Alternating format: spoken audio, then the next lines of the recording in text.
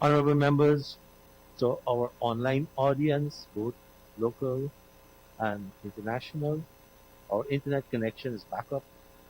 We apologize for the inconvenience. Our technicians worked diligently during the past hour to ensure that we are fully back with our online audience.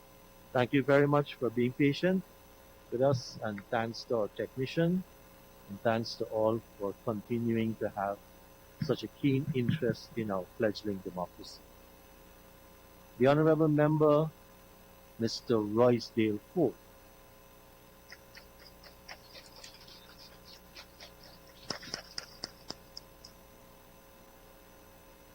Good afternoon, Mr. Speaker. Mr. Speaker, I rise to oppose the Fiscal Management and Accountability Amendment Bill 2021. The Fiscal Management and Accountability Bill 2021, Mr. Speaker, states in the explanatory memorandum that the bill, and I quote, seeks to amend the Fiscal Management and Accountability Act, Chapter 7302, to correct several anomalies relating to constitutional agencies. The main thrust of this bill is set out in Clause 5 of the explanatory memorandum, which states that it seeks to amend, and I quote, Mr. Speaker, Section 80B of the Principal Act by deleting subsections 1 to 4. The effect of this amendment is to correct the anomaly which gave the Clerk of the National Assembly certain functions in respect of the budget proposals and the presentation of those proposals to the National Assembly, by returning those functions to the Minister with responsibility for finance. This clause also amends 80B5 by clarifying that not only must the detailed budgets and appropriations be reflected in the annual estimates, together with the detailed estimates of revenue and expenditure of the constitutional agencies, but that the budgets, appropriations, estimates, and expenditures shall be reviewed and approved as part of the process of the determination of the national budget, end of quote. Clause 7 of the explanatory memorandum states that the bill also seeks to amend the schedule of the Fiscal Management and Accountability Act by inserting a number of agencies as budget agencies.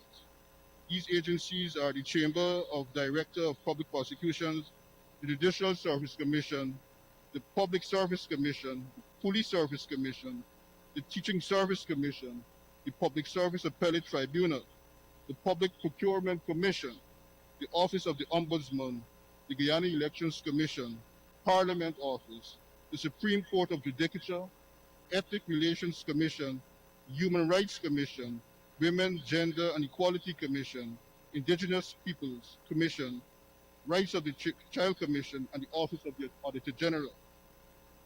Mr. Speaker, what this bill in fact seeks to do is to undo the significant and important legislative measures which were incorporated and set out in the Fiscal Management and Accountability Amendment Act of 2015. As the mover of the Fiscal Management and Accountability Act, the Amendment Bill of 2015 said at the time of the passage of that bill, and I quote, this bill, its eventual passage into law, will mark the culmination of a long, tumultuous journey to free the constitutional commissions and other agencies from administrative structures and controls of their finances, end of quote. It's important, Mr. Speaker, that I refer to the explanatory memorandum of that 2015 bill, the bill which this, or the act which is now being amended by this proposed bill. That explanatory memorandum of the 2015 bill said, Mr. Speaker, that this bill seeks to amend the Fiscal Management and Accountability Act 7302. 1, to extend the application of the act to the responsible minister, and 2, to establish financial independence of certain constitutional entities, including service commissions, principally to specifically allow for lump sum payments to be made to these agencies and to free them from the automatic obligations of budgetary agencies and the discretionary powers exercised by the Minister of Finance over budgetary agencies, which obligations compromise their independence, which they are intended to have as contemplated by the Constitution.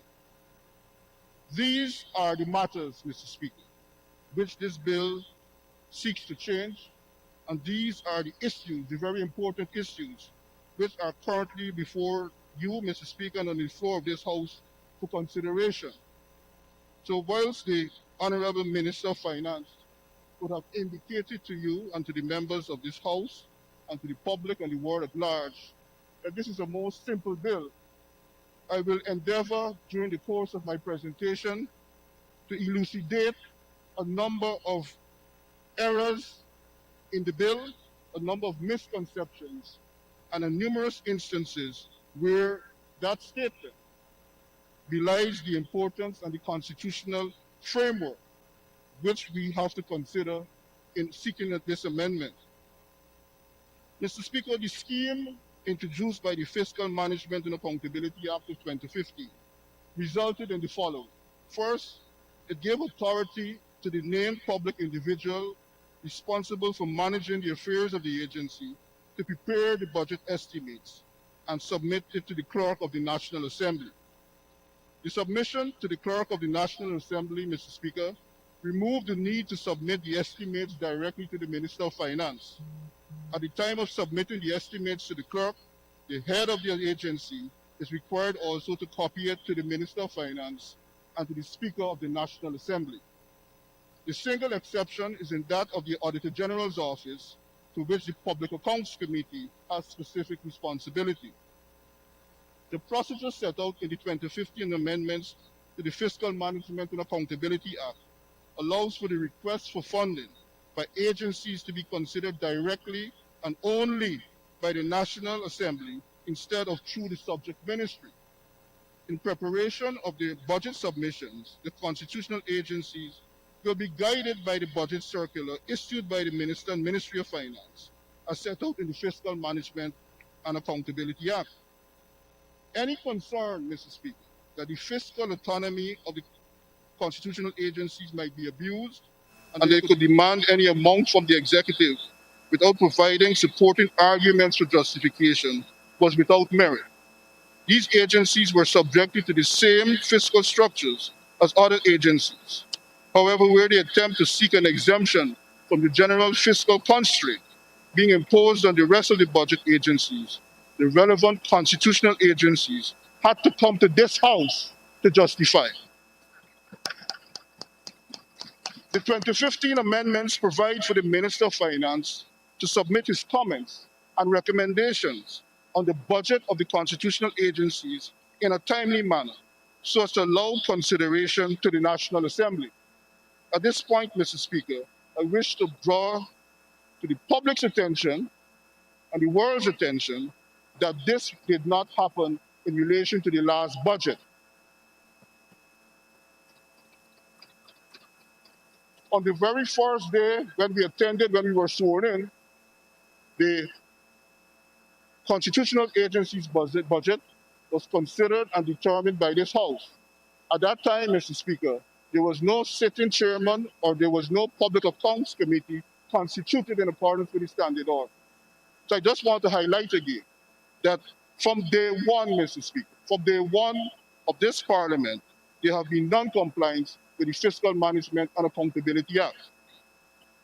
Mr. Speaker, the Minister of Finance under the 2015 amendments is entitled to make recommendations. But those recommendations are limited to the size of the allocation and not to the line items, which give rise to the total amount requested. The 2015 amendment outlined a procedure for the agency's requests for funding to be considered directly and only by the National Assembly instead of the executive micromanaging the activities of constitutional agencies.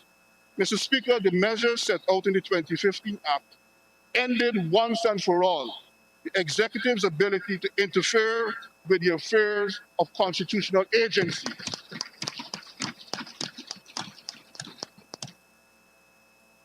It must be concluded, therefore, Mr. Speaker, that these measures, the 2015 measures that I refer to, represented a positive, enlightening, and forward-looking system which aimed to prevent the state of affairs which existed prior to 2015. For 23 years, from 1992 to 2015, a state of affairs in which the executive was free to mismanage and control the activities of the constitutional agencies. Mr. Speaker, the Fiscal Management and Accountability Act of 2015 established for the first time, a legislative foundation for the independence of the constitutional agencies of Guyana and give such agencies not partial but complete control over their finances. These are the issues which are before us today, Mr. Speaker. The Fiscal Management and Accountability Act of 2015 gave effect to Article 222A of the Constitution. That provision says, Mr. Speaker, and I quote, in order to assure the independence of the entities listed in the third schedule, A, the expenditure of each of the entities shall be financed as a direct charge on the consolidated fund, determined as a lump sum by way of an annual subvention approved by the National Assembly after a review and approval of the entity's annual budget as part of the process of determination of the national budget. Each entity, B, shall manage its subvention in such manner as it deems fit for the efficient discharge of its functions, subject only to the conformity with the financial practices approved by the National Assembly, to ensure accountability, and all revenues shall be paid into the consolidated fund. Mr. Speaker, during the course of the presentation by the Honorable Minister of Finance, he referred us to Article 171 of the Constitution. But as we all know, or should know, the Constitution has to be read as a whole.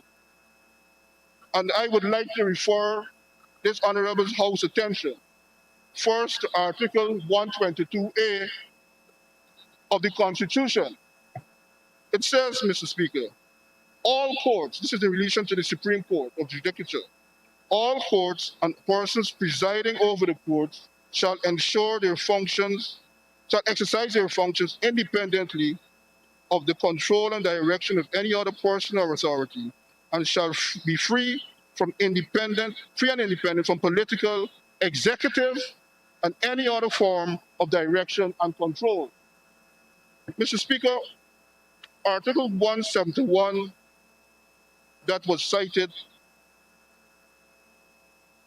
as the basis for this amendment, I suppose, or for the basis for going back to the pre-2015 state of affairs, does not support that proposition and does not support the basis for this amendment.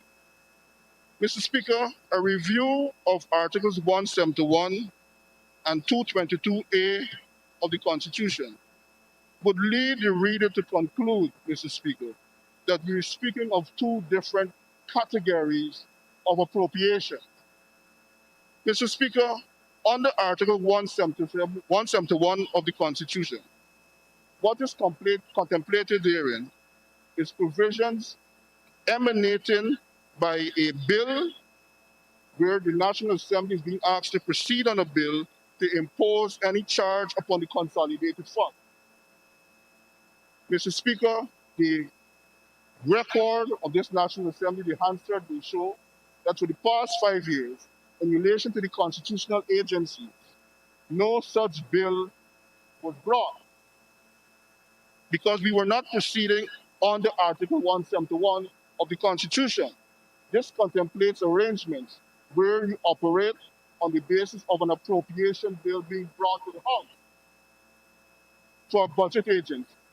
Mr. Speaker, Article 222 of the Constitution deals with a situation where expenditure for those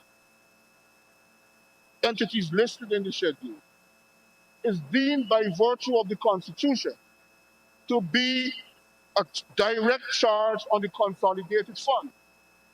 So there's no need to bring, Mr. Speaker, any appropriation bill in respect of these matters. So, Mr. Speaker, conceptually, we see the problem here. conceptually there's a problem because no appropriation bill could be brought in relation to items listed which are direct charges on the country. So, Mr. Speaker, what we have here is a very confused proposed piece of legislation. The proposed bill, Mr. Speaker, seeks to reverse the important measures that I referred to.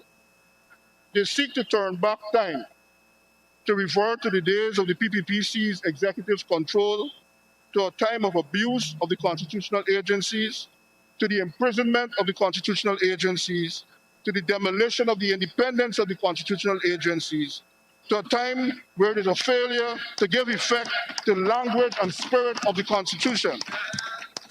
I say so, Mr. Speaker, because the bill currently before the House seeks to repeal sections 80B 1 to 4 of the Fiscal Management and Accountability Act of 2015, provisions which provided for the submission of budget proposals by constitutional agencies, their conveyance to this National Assembly through the clerk of the National Assembly, and the consideration of their budget proposals and their submissions with recommendations from the minister. Mr. Speaker, this bill is among the first of the PPP since their installation in August 2020. The Fiscal Management and Accountability Act of 2015 was among the first, with the partnership with National Unity and the Alliance for Change in 2015. Mr. Speaker, these two bills reflect a divergence in the philosophy between the two sides of this House. Mr. Speaker, whilst the Partnership for National Unity Alliance for Change 2015 amendments reflected the ethos of decentralized government, enhancing and empowering the constitutional agencies, compliance with the Constitution.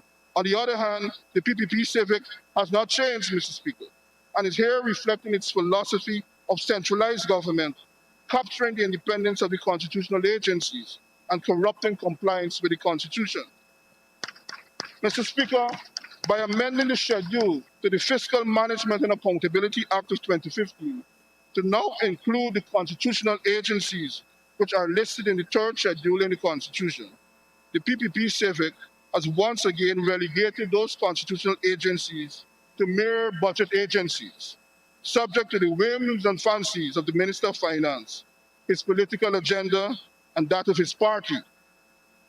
Budget agencies under the Fiscal Management and Accountability Act of 2015 are required by Section 14 of the Fiscal Management and Accountability Act to prepare a budget submission, and that such budget submission be approved by the concerned minister, and the concerned minister is defined in Section 2 of that Act, Mr. Speaker, to be the minister assigned responsibility for the relevant budget agency, and then it is forwarded to the Minister of Finance. So when the Minister of Finance stood up this morning, Mr. Speaker, before the break, and waved the amendment before this House, and said that nothing in the amendment is nothing to worry about, he is correct, within the confines of reading what they propose. But on an analysis, Mr. Speaker, what we're having here is the fact that the constitutional agencies are being cornered and being subjected to the executive authority, because they're not changing Section 14 of the Act, Mr. Speaker, in any regard in relation to constitutional agencies. That is remaining the same. Section 14 says this, Mr. Speaker, a budget submission shall be prepared for each fiscal year by each budget agency in accordance with the rules, procedures, and guidelines set out in the budget circular pertaining to that fiscal year. 14.2, a budget submission shall be approved by the concerned minister for each budget year prior to being forwarded to the minister. The Honorable Attorney General, Mr. Speaker, recognized that the 2015 amendments presented by the Partnership from National Unity and Alliance for Change removed executive interaction. He stated that on the 7th of January 2016, and it is recorded in this House, Mr. Speaker, in the answer of that date. This is what he said, and I quote, "When we give the independence and autonomy to the constitutional agencies to submit their budgets directly to Parliament, we remove from the executive any interaction whatsoever." This is what he did. This is what we did. End of quote. On that same day, Mr. Speaker, he also said, when we look at the law, it states that it must be done independently by Parliament with no input from the executive. The Honorable Minister of Parliamentary Affairs and Governance, Gail Teixeira, on the same date, and this is also recorded in the Hansard, Mr. Speaker, stated, and I quote, the present government amended the Constitution further to include other agencies. It went further and amended the Fiscal Management and Accountability Act, which now states how the process is going to happen, how the agencies will bring their documents into the House, since they are now under no ministerial provision. So, Mr. Speaker, it is clear that this is not about removing or correcting an anomaly, as said in the explanatory memorandum to this proposed bill. This is simply about subjugating the constitutional agencies to the control of the executive. It is simply about the restoration of ministerial control, Mr. Speaker. There is no anomaly which exists in relation to the constitutional agencies submitting their budgets proposals to the clerk of the assembly, and in the case of the audit office, to the chairman of the public accounts committee. Mr. Speaker, last night, the Honorable Minister of Finance and his colleague, the Honorable Minister of Industry and Commerce, were on the television, NCN, and what we heard, Mr. Speaker, is exactly what the Honorable Minister said today, that this proposal is being brought to the House to reduce time, to streamline, and to deal with the issues of expediency.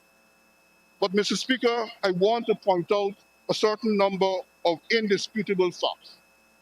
First, under the APNU AFC government, Mr. Speaker, 3 budgets using the same process outlined in the Fiscal Management and Accountability Act of 2015 were brought to this House before the start of the fiscal year. 3 times, Mr. Speaker. Mr. Speaker, the issue of expediency, issue of reducing time for consideration of these consideration the budgets, debates for the constitutional agency, has no merit, Mr. Speaker. The question of autonomy, the question of independence are superior concepts, Mr. Speaker, to the concept of expedience, and it cannot trump compliance and conformity with the Constitution, Mr. Speaker. Mr. Speaker, I hear them wailing on the other side. I hear them, Mr. Speaker. But what they don't appreciate, Mr. Speaker, is that an appropriation bill cannot come into this House in respect of constitutional agencies. The constitutional structure, Mr. Speaker, and the architecture contemplates this very 2-stage process, Mr. Speaker. So the proposition, the argument that this must be done in one process is without merit, Mr. Speaker. Mr. Speaker, Polari Joe, rest yourself. You're hungry?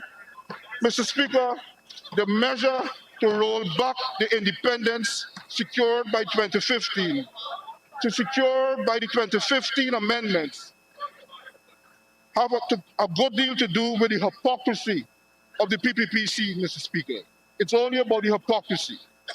Prior to 2015, the Hansard records their position as being that the Fiscal Management and Accountability Act created the proper legislative structure for those constitutional agencies. They were committed to the constitutional agencies remaining budget agencies so that the Minister of Finance could manage and control the affairs of the constitutional agencies. And presidents under their governments, Mr. Speaker, refused to sign previous legislation into effect.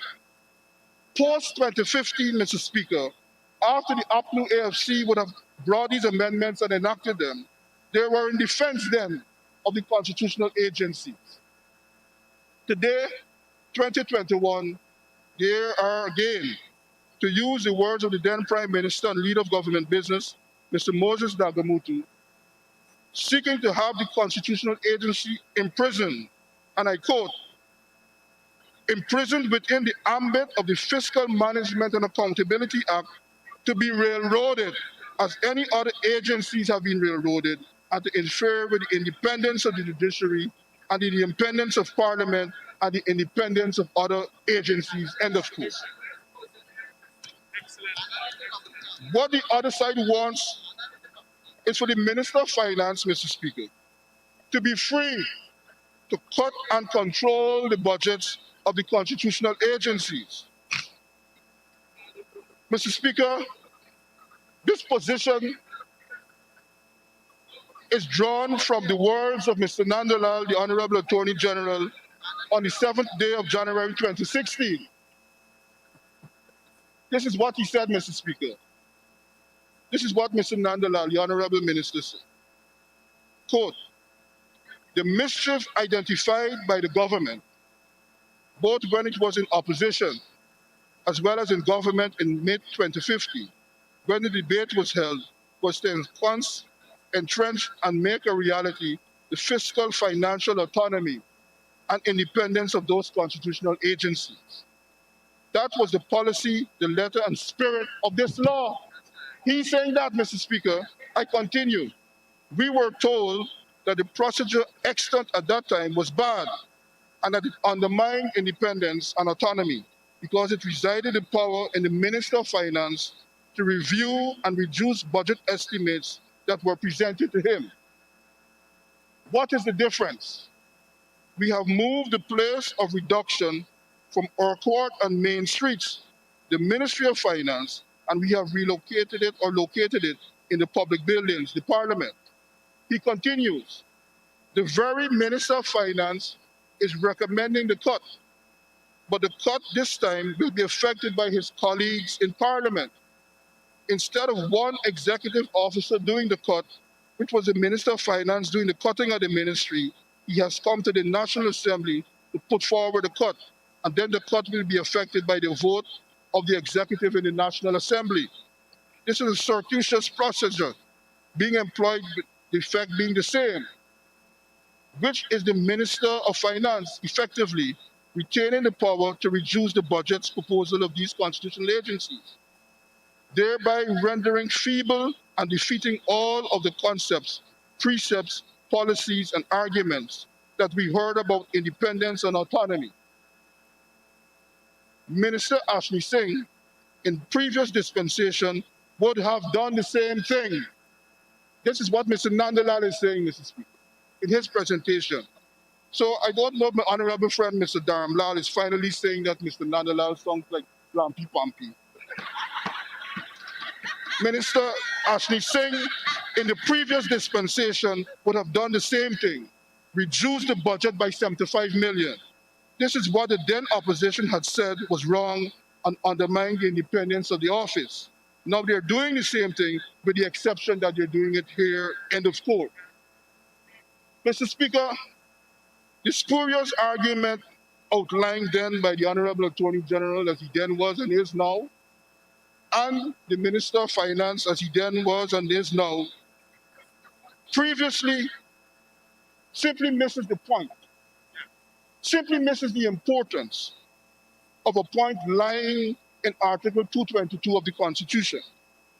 The point being, Mr. Speaker, that it is the National Assembly and the National Assembly alone, and not a minister, which must approve or disapprove of the constitutional agency's budgets. Mr. Speaker, what the other side fails to recognize is that the embedded in Article 222 is the concept of transparency. So it's for the National Assembly and not the Minister of Finance to cut or consider any budget of the constitutional agencies as admitted by them and the President Attorney General and his colleague, the then Minister and Present Minister of Finance, would have done. However, regard, Mr. Speaker, to the track record of the then and present Minister of Finance, there should be no surprise that his first acts are to return to a regime shrouded in mystery, unconstitutionality, the abuse of power, usurpation of and naked centralization of power. This is a Minister of Finance, Mr. Speaker, who spent over $4 billion without parliamentary approval. This Minister of Finance, although presented almost 15 supplementary appropriation bills has never once between the years 2006 and 2015 produced a single supplementary document as required by Section 24 of the Fiscal Management and Accountability Act. This Minister of Finance failed to disclose to the National Assembly that in 2010 he closed dormant accounts with balances of more than 30 billion when the budgeted Norway funds did not arrive. The Minister of Finance who's piloting this bill, Mr. Speaker, is the same Minister of Finance that opposed the motion in 2012 and 2013 period, and is the same Minister of Finance who opposed the 2013 Act to introduce the measures which were eventually enacted in 2015. Mr. Speaker, it is certainly clear that we now have before us, for all to see, a creeping dictatorship. Not just simply a creeping dictatorship, Mr. Speaker, but a dictatorship that is in full flight. The irrational desire and the lust to meddle in all affairs, control all affairs, is not restricted to the financial independence of the constitutional agencies, Mr. Speaker, but even in sports. Yesterday's Stabrook News editorial makes that point, Mr. Speaker. It says, I quote, rather than over... Honorable member, for you to continue, you will have to have an extension. Article 38.9, Standing Order 38.9 gives the mover 45 minutes to make his presentation. Every other member 30 minutes. You started at 1:37. We're now at 2:08. Honorable Chief Whip. Thank you, Comrade Speaker. Comrade Speaker, I beg that the honourable member be given 5 minutes to conclude this presentation. Thank you, Honorable Member. All in favor, aye. Honorable Member, you can continue.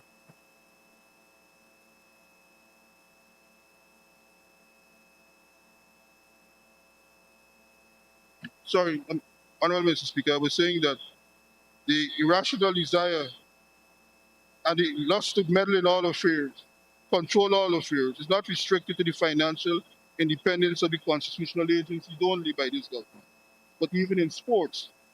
Yesterday's Starbuck editorial makes that point. It says this, Mr. Speaker, and I quote, rather than overseeing sports, the minister appears to be hell-bent on autocratic meddling, which does not augur well for local sports, and brings to mind Claudius's words to Gertrude in Shakespeare's Hamlet, and I quote, when sorrows come, they come not single spies, but in battalions. Mr. Speaker, the word is not battalions, battalions. Mr. Speaker, this bill is a tragedy for the Guyanese people and is retrograde and should be rejected. Thank you.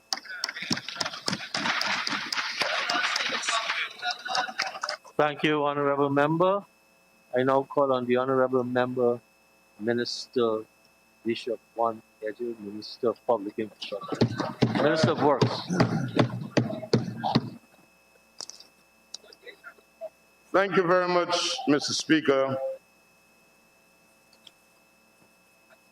Mr. Speaker, I rise to lend support to my colleague, the mover of this motion, in support of the Fiscal Management and Accountability Amendment Bill, Bill number 1 of 2021, which is before this House. Mr. Speaker, I listened to the Honorable Member, Mr. Royce Guilford, who seemingly wanted to defend what brought confusion, conflict, and led this House into serious episodes that saw various conundrums being manifested. I have been a member of the Business Subcommittee since 2012. And the period, sir, 2015 through 2020, every time we had to come to budget, one of the things that was characterized was confusion, conflict. Mr. Speaker, I'm sure, and I would like to offer an apology on his behalf. The honorable member, Mr. Ford, did not read well. Because the same July 2015 amendment that he rose to defend as sacred and as that which is putting things in order, every time the budgets of constitutional bodies came to the House during the APNU AFC tenure, the Minister of Finance's recommendations represent a figure significantly different and reduced from the requests of those agencies. And under that same architecture of the Fiscal Management and Accountability Act of July 2015 that was amended, in August of 2020, for the first time in this House, constitutional bodies got their requests unamended. The PPPC did that. Whatever they requested, they got unamended. I know why we did that. We did that because of our belief. We must stand true to our belief. We must be consistent in our approaches. Mr. Speaker, the Honorable Member, Mr. Duncan, I can hear you quite clearly from here. And you're listed to speak. Go ahead, sir. Mr. Speaker, the big arguments that are being made about the independence and financial autonomy of constitutional bodies.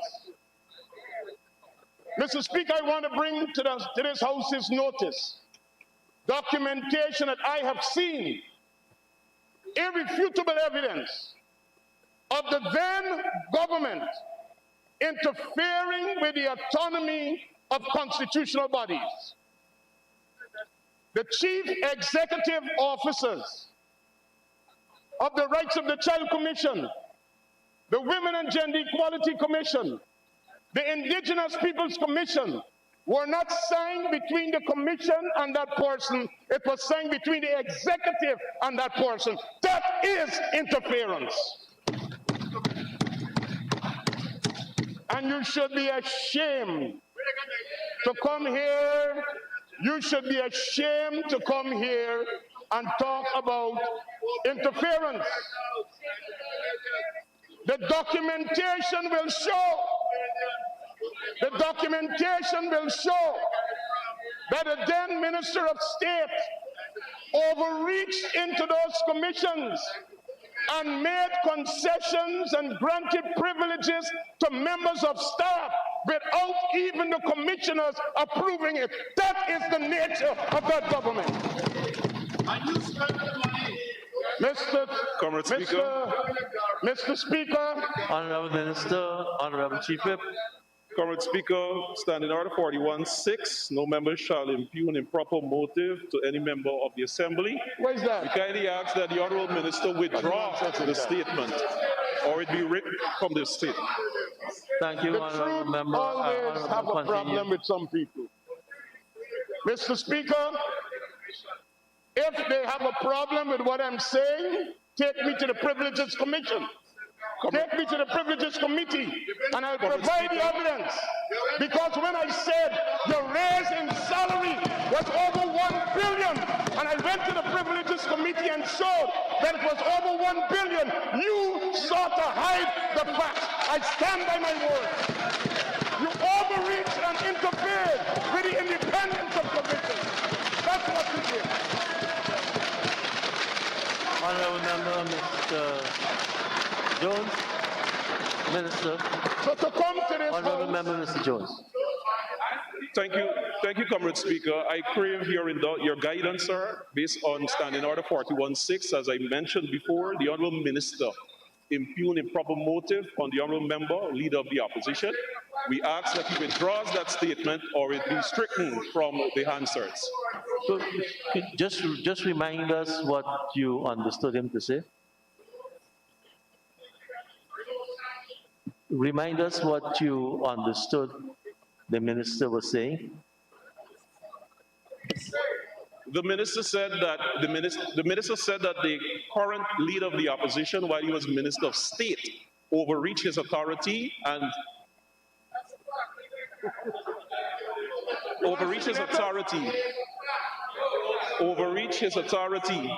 give. Honorable, go ahead. Honorable members, please allow Mr. Jones, the honorable member, to make his point of order. Correct. So, Comrade Speaker, the Honourable Minister indicated that the current leader of the opposition, while he was Minister of State, overreached his authority as minister. You had no power over the Honorable, I don't see that as impugning. I'm sure there are issues which all sides will have some amount of comments on, but I wouldn't uphold that as a point of order at this time. Honorable Minister, please continue. Thank you. Mr. Speaker, the matter is a simple one. If people are meddling in waters where they're not authorized to be, they ought to be rejected, and the government of the day interfered with the independence of constitutional bodies by making appointments, offering concessions, and interfere with the proper functioning of these commissions while they had a July 2015 bill and in a sanctimonious gangsterism style standing up here today to defend. That is the fact. I could name the individuals who harass CEOs of constitutional bodies seeking information. Mr. Speaker, constitutional bodies have administrative control over their own affairs. The Honorable Attorney General had to carry 2 government ministers to court to reverse actions that they were taken at the Police Service Commission and at the Public Service Commission, overreach of their authority. Mr. Jones, please rise and move your point of order. The court record will defend what I'm saying. The court record will defend what I'm saying. Honorable Member, Minister Jill, Mr. Yes, Jones, Honorable Member, Mr. Honorable Member, sir, and I direct my comments to you, sir. So, Mr. Speaker, it is painful at times to sit and listen to people who want to present a facade to the world that they're defenders of freedom, they believe in independence and financial autonomy. And every time these same bodies presented their documents to the clerk in keeping with the 2015 amendment, the Minister of Finance came to this House with his recommendations and offered this explanation.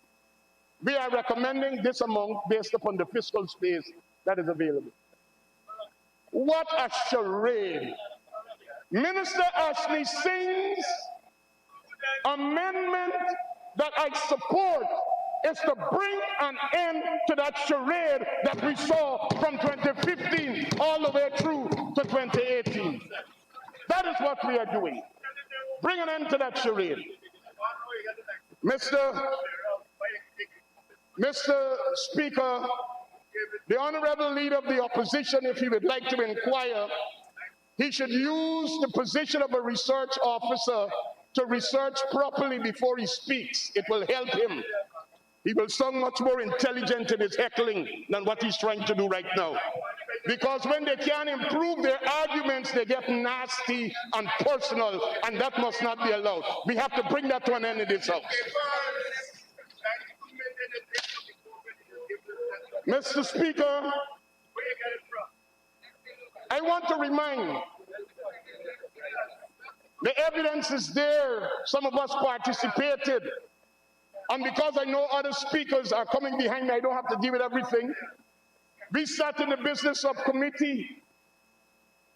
Parliament delayed for days, getting to the consideration of estimates, trying to find out the mechanism of how we can get this there.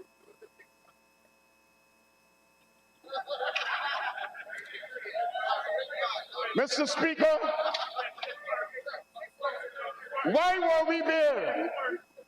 Because even the author and architect and mover of the motion that led to the July 2015 amendment, he was not clear in his mind what he wanted.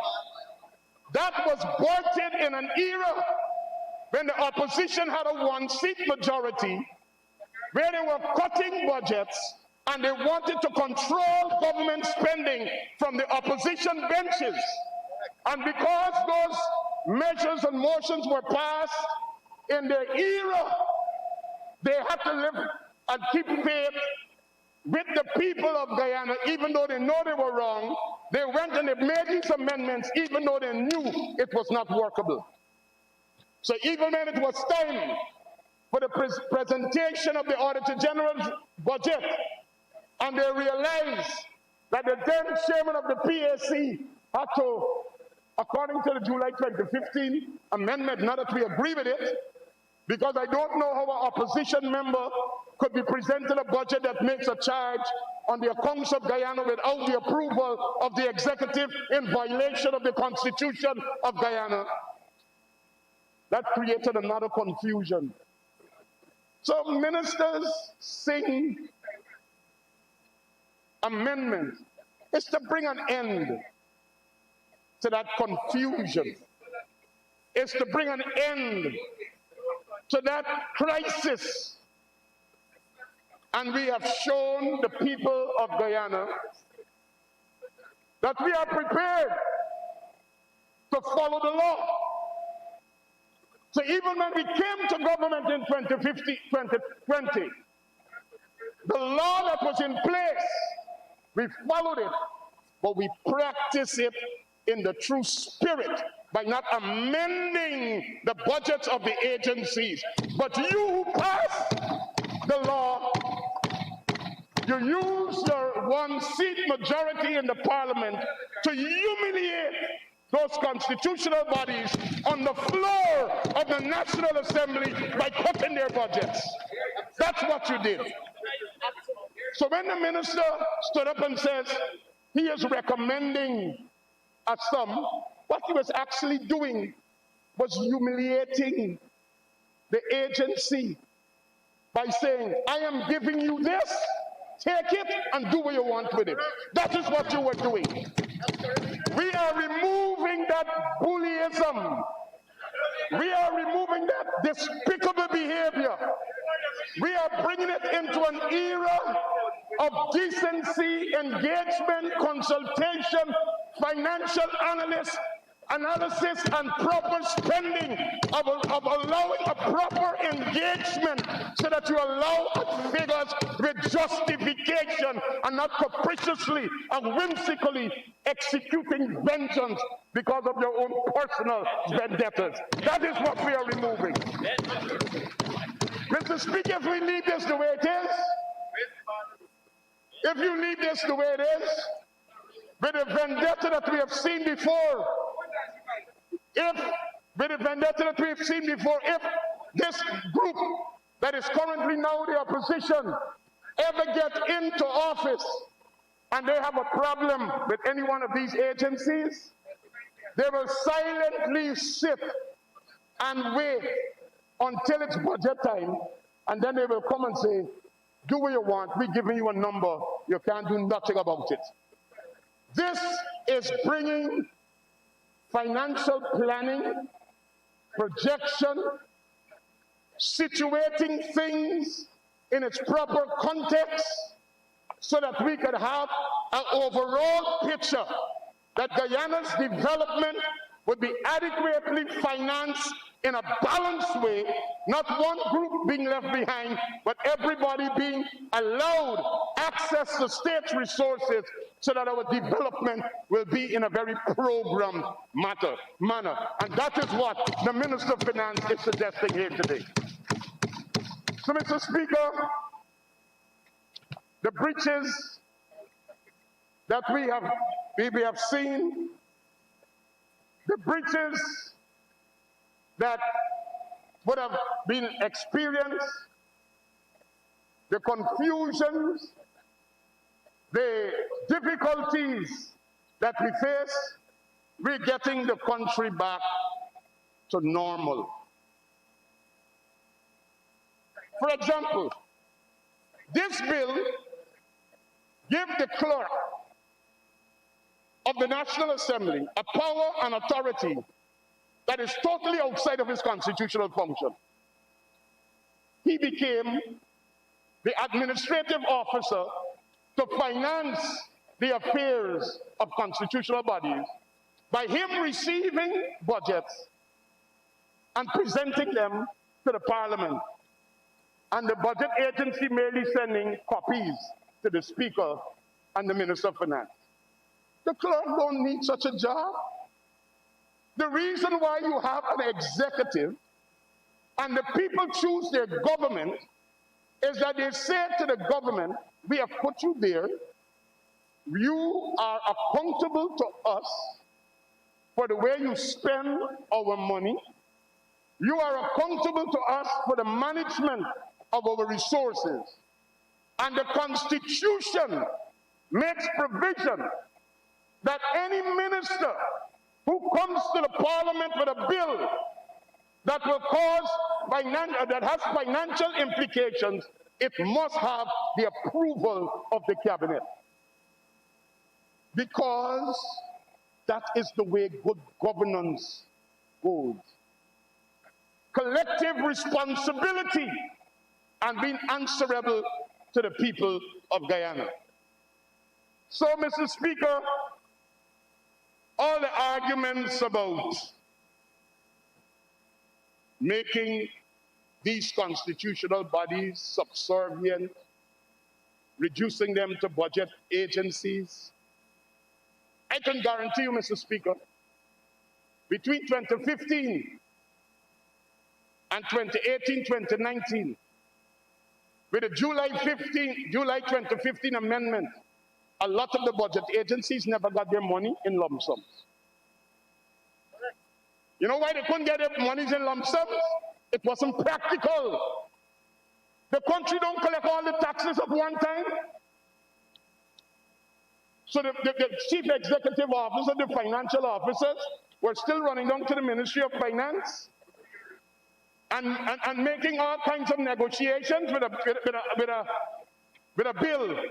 with an act that they were breaching. And the minister who stood up and said that this is what we're doing was allowing that practice in his own ministry. So we shouldn't come here and try to pretend to the people of Guyana that we are different. The reality is, Mr. Speaker, we have to find a constructive, lawful, constitutional pathway of engagement between constitutional bodies and the executive to determine their final number of allocations in every year budget. And that cannot be an agency putting up a number to the clerk. Without any dialogue, discussion, or engagement, the minister comes to the Parliament and says, I hear what you want, but this is what I'm giving you. That don't make sense. That is why, after the passage of the budget, and the honorable leader of the opposition will know, because he served as Minister of State, constitutional bodies were writing to the clerk, the speaker, and everybody in government for restorations of monies because they were saying they couldn't do certain things based upon those cuts. The documentation and the letters are there, and thank you for the silence, because the truth always stands out. So, Mr. Speaker, my simple contribution to this debate today is that all of us as reasonable people in this House must discover, until we could find a better pathway, the amendments being made by my colleague seems to be the most reasonable, rational, and responsible approach to take to ensure that the engagement with constitutional bodies, they maintain their administrative independence, their financial autonomy, and that the country is able to support their work in keeping with what the Constitution says in a framework of affordability. And unless and until some superior approach that don't create the kind of confusion and crisis and difficulties that we had comes up, I am compelled to support the arguments of my colleague, Dr. Ashley Singh, the Minister of Finance. I thank you very much, Mr. Speaker. Thank you very much, Honorable Minister. And I warmly welcome the Honorable Member, Mr. Sherrod Duncan.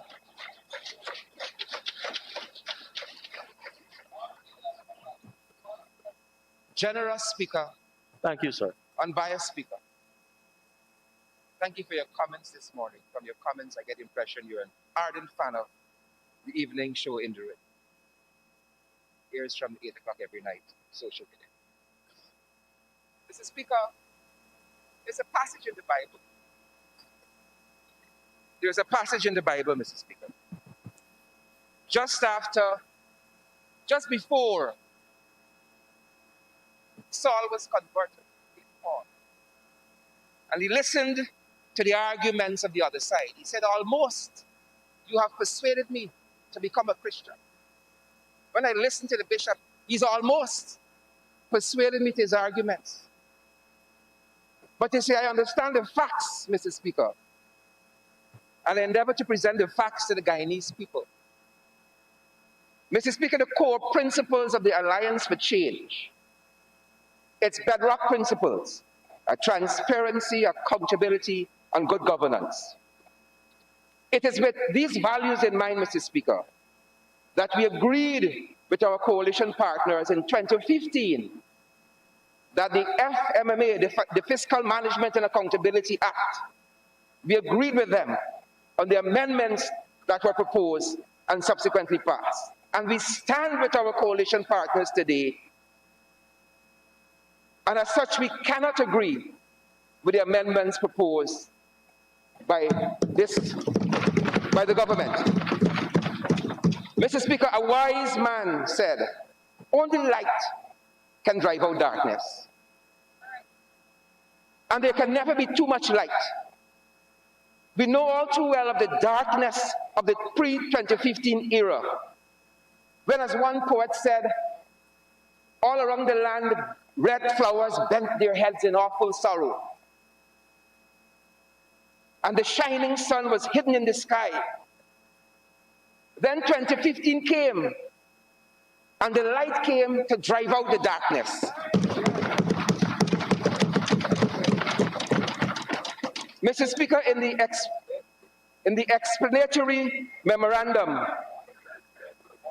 of the 2015 amendments, the astute Finance Minister Winston Jordan said that the amendments were aimed to free the constitutional agencies from automatic obligations of budgetary agencies and the discretionary powers exercised by the Minister of Finance over budgetary agencies, which obligations compromise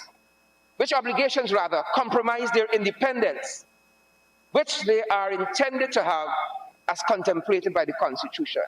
He goes on to state The bill also seeks to amend the schedule of the Fiscal Management and Accountability Act to ensure its consistency with the spirit and letter of the Constitution with regard to the independence of the listed entities and the relevant motions adopted by the National Assembly. Mr. Speaker, to amend this bill now, based on what our colleagues on the other side describe as a fragmented approach and correcting a defect, neither of which has been articulated anywhere coherently. Amending this act today would be to say to this country, say to the world, say to our international partners that there can be too much independence for constitutional agencies. Mr. Speaker, if one reads any one of the persons qualified to speak on such matters of independence of constitutional bodies, transparency, accountability, and good governance, you cannot find anywhere any grounds for what the government is suggesting, pulling back on the independence of constitutional agencies. If you read Christopher Ram, an ardent supporter of this government, read Anand Golsaran, none has commented negatively on the passing of the FMMA in 2015. None. The APNU AFC's 5 years in government, Mr. Speaker, was characterized by giving back power to the people through the independence of constitutional agencies and commissions.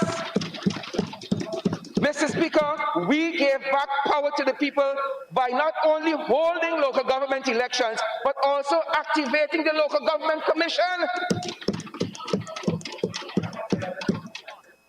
whose life, Mr. Speaker, has lapsed under the current PPP government, and they have not seen it fit to renew the life of this commission to date. Mr. Speaker, in giving power to the people through these commissions, take the Guyana Lands and Surveys Commission. It was given more independence under the APNU AFC government. In his first gazetted order, President Irfan Ali stripped the commissioner and the CEO of Lands and Surveys of the power to issue and approve land leases. That power is now back with the president himself, and this has been published. So while we have given power back to the people through these commissions and head of agencies, they are now consolidating power, because that is the nature of the beast. Mr. Speaker, it was back in 2016 that President Granger delegated, gave up power to the Commissioner of the Lands and Surveys Commission. So instead of independence and oversight, instead of a fiscal framework mechanism to be observed and enforced, the PPP has done the opposite. It is because of that, Mr. Speaker, I say to this Honorable House that the PPP is not an honest interlocutor in any regard on this matter. Instead, these are the original sanctimonious gangsters. It is the very minister who brings this motion to strip constitutional agencies of their independence. It was the very minister who was in breach of several statutory duties and what one social commentator, Mr. Christopher Ram, called professional obligations imposed on him in defiance of public opinion and the rule of law. And so I forgive the minister for not knowing that it was the APNU AFC administration that gave back power to the people through these constitutional agencies. Because while he was languishing on a beach in the Middle East somewhere, working on his stand and his weight, we were hard at work for the Guyanese people on the front lines in this country. So while we give back power to the people, Mr. Speaker, we can look at the abuse of the lotto funds under the PPPC administration. And what they did, with the monies that were supposed to go from the lotto fund to the consolidated fund. It was dealt with as a piggy bank. And this is how the PPP deals with such matters, the lotto fund. These are the original sanctimonious gangsters. Because they do one thing and then they come and say something else in the house. Another issue that was flagged, the mid-year report under the PPPC administration. The mid-year report. Again, it is a financial or a fiscal framework mechanism to provide oversight. And as commentators have said, not only is the minister, or was the minister pre-2015, the Honorable Dr. Ashley Singh, in breach of this statutory duty with regard to the timing, but even when he belatedly submits the report, it is frequently misdated to minimize the delay and omit key information prescribed by the Act. Mr. Speaker, I am arguing that against pulling back on the powers of the constitutional agencies, their articles and the totality of the Act should be enforced. And that is why I said that in cases like the mid-year report under the PPPC, they are not honest interlocutors, they are the sanctimonious gangsters. Mr. Speaker, I was almost persuaded, as I said, when I listened to the good bishop. The good bishop. Again, instead of strengthening oversight institutions, the PPP has declared war on them. That's not now. We know too acutely, Mr. Speaker, of the case in which 4.6 billion that was disapproved for spending by the National Assembly was spent by the very gentleman who now brings this act. Right? The very gentleman. As a matter of fact, it was Mr. Granger who sought several declarations that the expenditures were illegal. Several expenditures were illegal because the House had cut the budget and the Honorable Ashley Singh proceeded to spend the money from the consolidated fund. The Honorable Chief Justice Mr. Chang said of the Honorable Dr. Singh, who has been languishing in Dubai for the last 5 years, the Honorable Chief Justice Chang said, it is clear that the prohibition contained in Article 117(1)(b) of the Constitution was infringed. That prohibition is against any withdrawal from the consolidated fund except as authorized by an appropriations bill passed by the National Assembly and assented to by the President. And that did not happen. And so the Chief Justice was livid that the same people who come here and preach to us about obeying the Constitution were themselves in violation of the Constitution. These are the original sanctimonious gangsters. The original sanctimonious gangsters.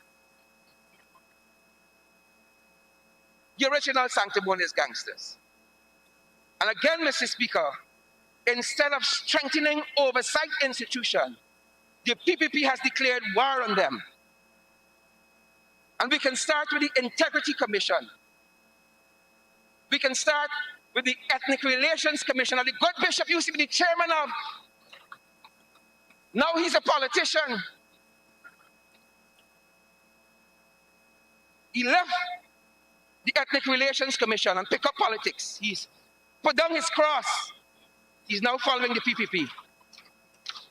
Mr. Chairman, again, they are not for strengthening oversight institution because they would have been strengthening the state's asset recovery unit and agency as against disbanding it. These are the original sanctimonious gangsters.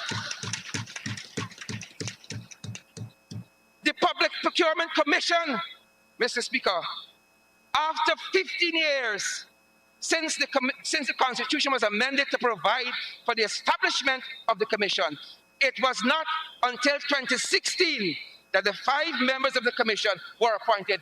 These are the original sanctimonious gangsters.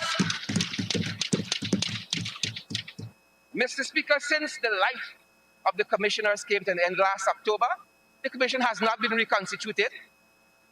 These are the original sanctimonious gangsters. Mr. Speaker, these issues also impact on our engagement with our international partners and also with our standing through bodies like Transparency International. Well, you just lost Taiwan earlier. And its Corruption Perception Index. So we have to be careful.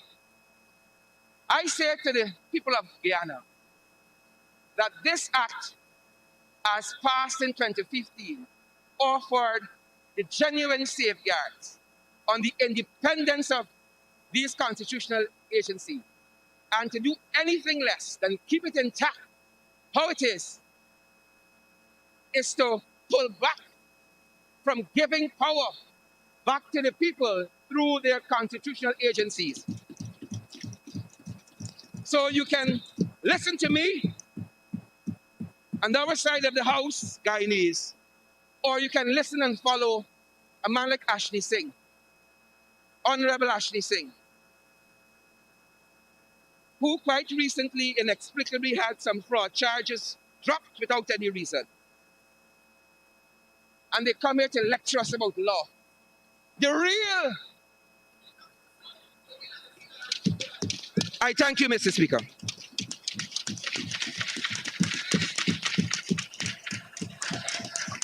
Thank you very much, Honorable Member. Mr. Duncan, I now call on the Honorable Minister for Governance and Parliamentary Affairs, Madam Gail Teixeira.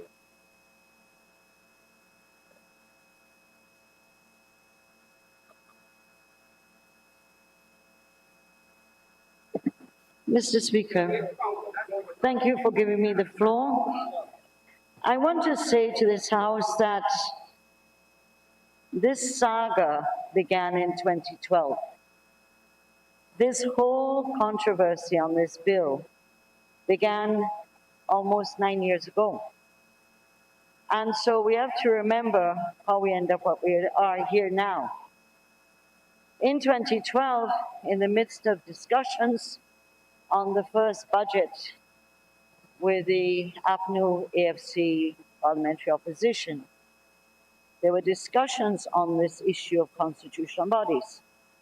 And a decision was made on April 22nd, 2012, that this matter would go to the Constitutional Reform Committee, which was headed by the then leader of the opposition, Mr. Granger.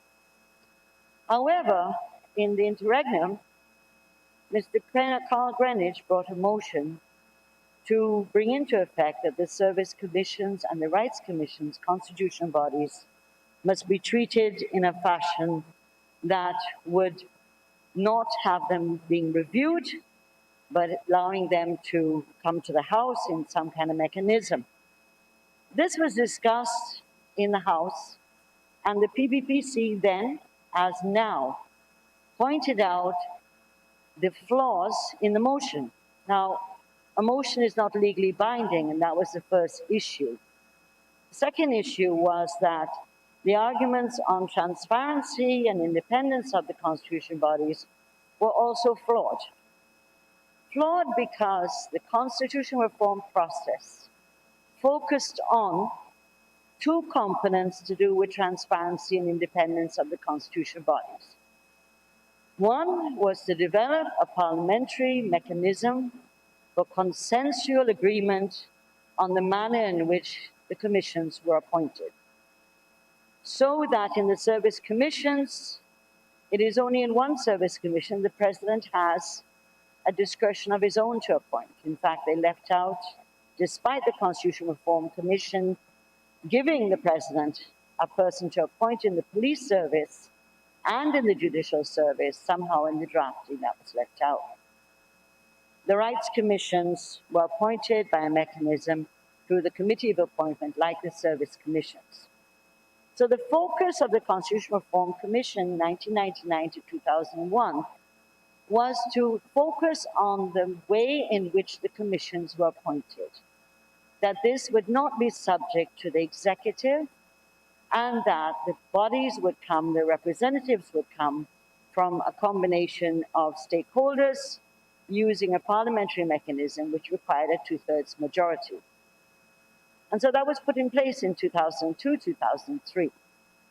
Of course, it got stuck in the Committee of Appointment because the opposition then, PNC, did not agree for several years on the list of entities that required the two-thirds. So when we talk about independence, right in the Committee of Appointment, right after the Constitution was amended, that it got entrapped in the political problems between the opposition and the government, and the issue of which entity could be asked to make submissions.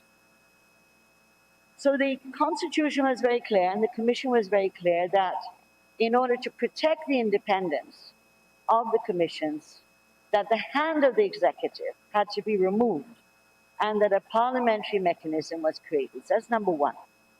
Number two was in the constitutional reform, was also Article 22A, which also made it clear. And if, I just want to read the clause because I think that some members are not reading it or have not read it. 22A says, and this was by a constitutional amendment in 2001, in order to ensure the independence of the entities listed in the third schedule, that is constitutional bodies, A, the expenditure of each of the entities shall be financed as a direct charge on the consolidated fund, determined as a lump sum by way of an annual subvention approved by the National Assembly after a review and approval of the entity's annual budget as a part of the process of the determination of the national budget. So this is what the Constitution said, 2001. In 2012, the motion was passed by the opposition, and then in 2013-14, Mr. Greenwich then brought the bill. But funnily enough, in 2012, when the budget was brought, it is the opposition with their one-seat majority talking about independence of the commission that cut the Ethnic Relations Commission to $0 in 2012 budget. And so a motion was brought by the parliamentary opposition, PNC, AFC, APNU, and one of the movers or seconders, I can't remember which one, is in the room today, that they seconded that motion to cut the budget of the Ethnic Relations Commission to $0.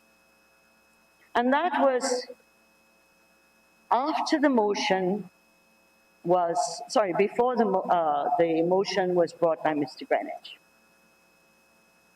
Mr. Greenwich then brought, on behalf of his party, the APNU FC, brought a bill to bring into effect what he was putting in the motion for his party, but eventually came the 2015 bill.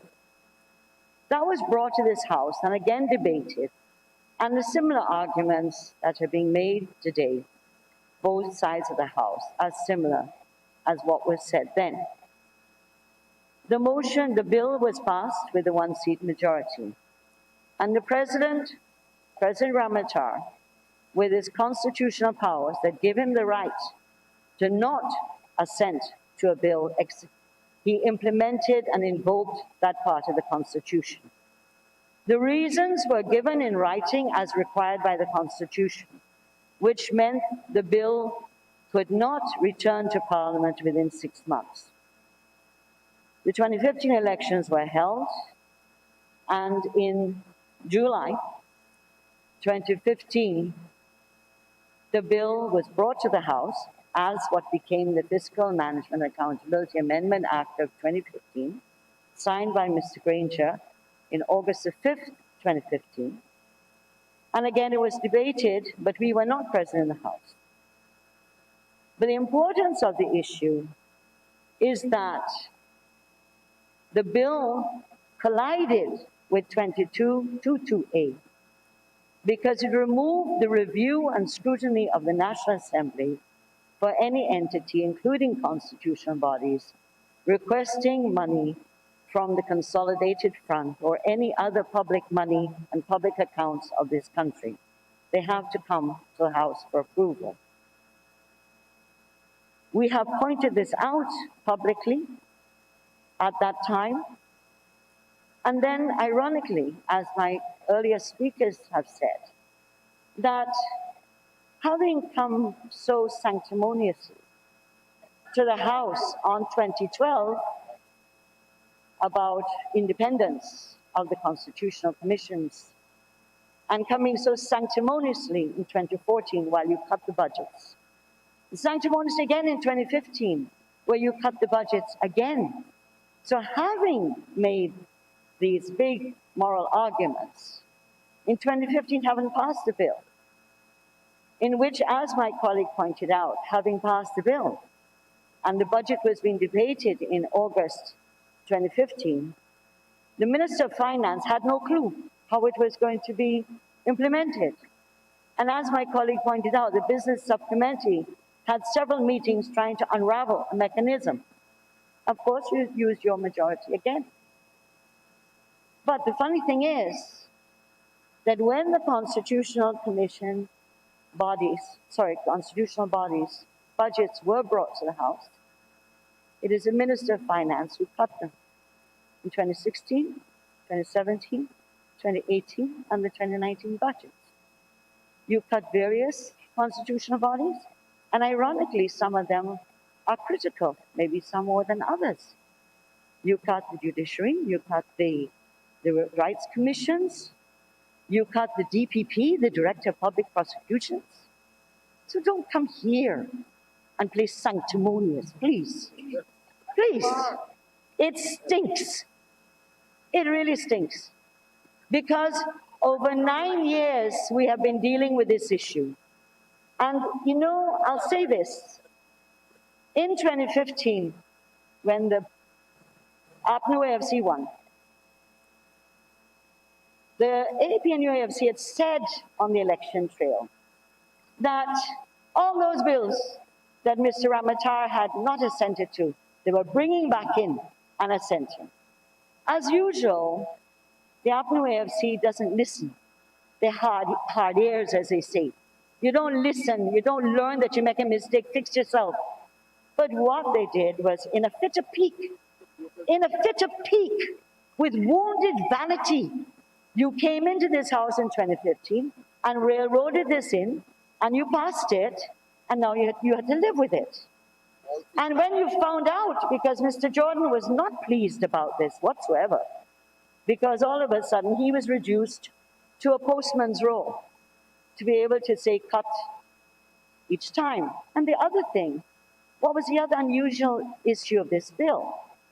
And again, going back to 222, which I read, is that these were the only entities that could access money without any review. And I remember in 2015, when we got to the August budget and the constitutional bodies, there was a sheet with all their requests and what they got the year before and what they were asking now, current and capital. And quite innocently, some of us got up, including me, to ask questions on the budget, the line items. And we were stopped and told you cannot do that. So the issue of the lump sum, which is in the budget, is about them getting their money as a lump sum. It does not remove the scrutiny of the National Assembly on the use of taxpayers' money by anybody, whether a constitutional body or a non-constitutional body, a statutory body or any other body. This is a highly irregular and unusual situation that the constitutional bodies of our country are not scrutinized by the parliamentarians, whether they're APNU AFC or PPPC. or whoever it is here in the future. There cannot be a situation where bodies are asking for millions and millions of dollars, and when you add up all the constitution bodies, several $billions. In fact, I remember in 2015 that the minister had cut the budget by about $5 billion for all the constitution bodies. And the same thing went on 2016, 2017, 2018, and the 2019 budgets. The difference came in 2020, where we went through the same process. We did what the bill required. We brought it here. The difference was that we did not cut the budgets. And therefore, it went through without question because there was no other way. According to the bill that you drafted, you brought, you have sent it to, that there was no room for anybody to question. So if the minister didn't cut, there was no discussion. And you could only discuss on the floor the minister's cut, not the content of the commission's request. And so we've heard these arguments, 2012, 2014, 2015, and we're back here at the table. You are mixing up. You're mixing up independence and impartiality, transparency and accountability. You're mixing it up. And I must say that any bill that comes before this House, any bill, opposition or government, has to deal with certain criteria as a rule of thumb. Does the bill before the House violate or undermine the Constitution? Does the bill do harm to the rule of law of our country? Does the bill impact positively or negatively on the people? How will people benefit? In what way will the Constitution be enhanced or weakened by this bill? The 2015 bill, which became an act, undermined the Constitution because it interpreted, your side interpreted that, it meant there could be no discussion on the constitutional bodies. I heard Mr. Duncan talk about the Integrity Commission. The Integrity Commission is not a constitutional body, by the way. Oh, well, I shouldn't bother with him, you're right. But the issue is too that we have to write something and not get things mixed up. There was also discussion about when you select people for the commission, is it the people that are expected to be impartial or the commission? Because they all come from different backgrounds and different organizations. And the view was that the commission had to be independent as a body to be fair and transparent and accountable to the people. And it was about building trust and confidence because the rights commissions were created in particular in the Constitutional Reform Commission so that there was redress, that people could have redress in their complaints and if they thought that their rights were violated. Same thing with the service commissions. And yet, as my colleagues have pointed out, again you come sanctimoniously. But despite the bill of 2015 and the Act of 2015, which was passed by AFNU AFC, there are two occasions where the courts of Guyana ruled that the government had acted unlawfully and had violated the Constitution. One in relation to a minister of the then government stopping the employment and promotion of people in the Public Service Commission. And then again in the Police Service Commission, the present chairman of the Police Service Commission was given orders by letter by a member in this House who happens to be the leading opposition. And this was all documented. So don't ask me to withdraw, I'm not. And that those courts ruled that this was overreach, that the executive could not give instructions to the Police Service Commission, could not give instructions to the Public Service Commission. And yet, you come here sanctimoniously. You come here sanctimoniously. As if, would you say, butter won't melt in your mouth. But your whole history on this issue is so egregious. And I could go on for all the other issues, but then we'd be here for a couple of years with me talking. Because from your history. And so this bill is to try, one, to bring us in compliance with the Constitution 222A that required review and approval of the House. It also, this bill does no harm to 22A because it holds to the view, it retains the part about the lump sum payment, which your government, when you're in government, never adhered to. One of the arguments on this bill, which I don't think I've heard so far, was that how would the government, how would any government, hand out within a month of the budget passing what was the equivalent of $11–12 billion right then? How was that going to, any government could commit to do that? Because your revenue generation, if my colleague Ashley will guide me, is based on revenue collected, on taxes, on what imports, exports you have.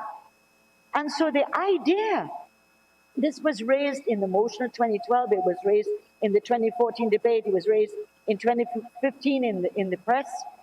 How could the government commit itself within 1 month of the passage of the budget, give each of the constitution bodies the money they required, and therefore this would make a hole in the budget, in the revenue, and in your consult fund of a month, which in most cases was the first quarter of the year, that you could not guarantee there would be that level of revenue, but also it meant that the government, whoever the government would have to then decide who gets money from what was approved in the budget.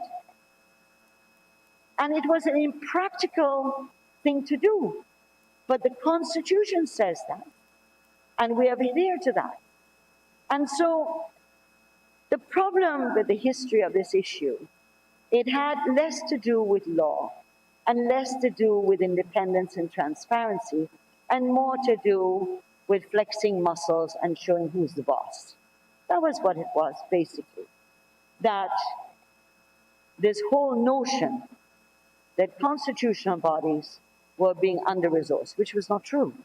In fact, it is under the era of 2015 to 2019 where the constitutional bodies had their budgets cut. And let's take an example. The Indigenous Peoples Commission. You were so, what you call, trying to find the word. You were so, I don't know, it was bad how you treated the Indigenous Peoples Commission. You come here and talk about the commissions, but the Indigenous Peoples Commission got a paltry set of money. You quibbled over what they got, and you kept them in this little bubble.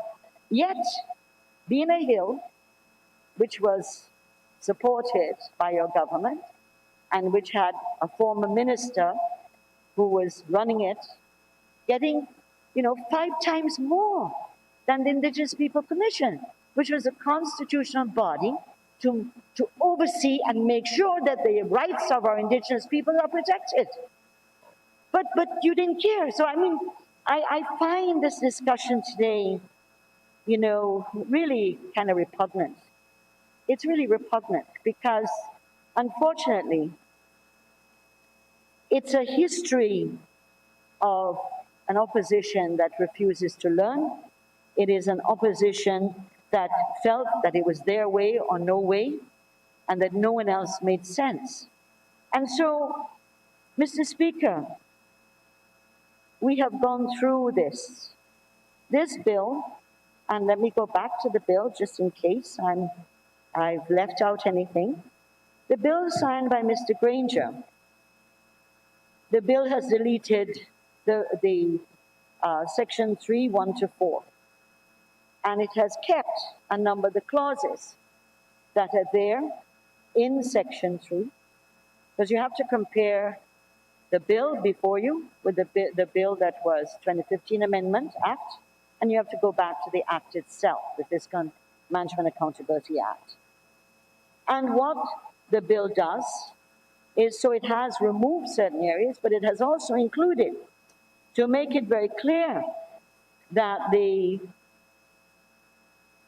in Section 80B, for example, that in Section 5, it isn't deleted. It is, a phrase is added where we talk about which shall be, after constitutional agencies, which shall be reviewed and approved as part of the process of the determination of the national budget. And that's what's in 222A. So it brings it back into line. The other thing in the schedule, what the original Amendment Act did was to remove agencies under the heading in Schedule 3, but then we have put them back, all the agencies that are constitutional bodies, so that it is important for us. You can shout high and low about the Constitution, but the Constitution is very clear what it provided for. And if there's to be any other change, it has to go through a constitutional process. And so I believe that this bill, as amended, brings us back into compliance, brings us into a situation where any constitutional body in this House can answer questions, just like Mr. Trotman had proposed several years ago as Speaker, that the reports of the constitutional bodies, their annual reports, should be sent to a parliamentary committee for oversight, because right now they're tabled and that's it. And therefore the issue of oversight is important. We are the ones who work in this parliament to make sure that we create commissions that are ones of integrity. We have the constitutional post holders, some of whom are appointed between the Leader of the Opposition and the President through meaningful consultations. These are the ways in which the Constitution enshrined the independence of the state constitutional post holders and the commissions, to ensure that there was a buy-in between opposition and government. And that is why when you talk, as I said, sanctimoniously, look at the behavior in the appointment of the chairman of the commission, of the GCOM. And yet you come here and talk about independence. As I said, it is repugnant when you appointed someone in violation of the Constitution, and it went all the way up to the CCJ, and the CCJ ruled that the appointment of the chairman was flawed. The president's appointment of the chairman was flawed and in violation of the Constitution. And so then we come to then the whole process to find another chairman. And so, as I said, I find the debate rather nauseating. And unfortunately, I don't mind if you came with a good, hard-hitting bill or discussion. But what you have come with is a lot of fluff, a lot of smoke and mirrors, and to deflect from the issue that if there's anybody in this House that's guilty of interfering in the constitutional bodies of this country, it is the APNU AFC. Thank you very much.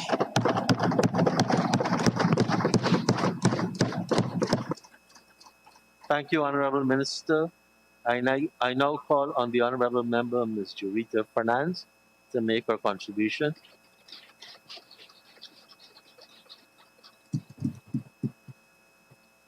Thank you, Mr. Speaker.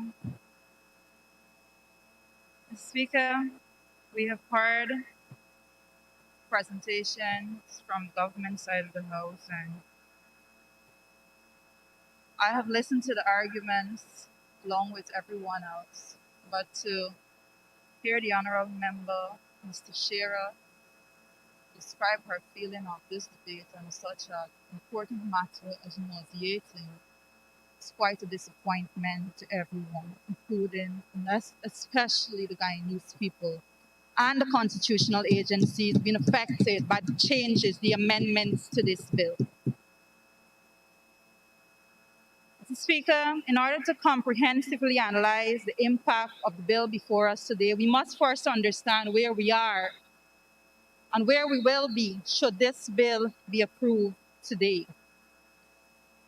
Firstly, the Fiscal Management and Accountability Act governs the way in which government revenues, especially taxes, are spent.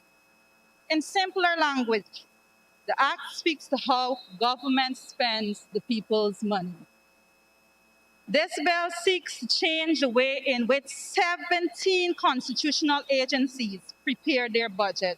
Not one or two, 17 agencies, some not constitutional.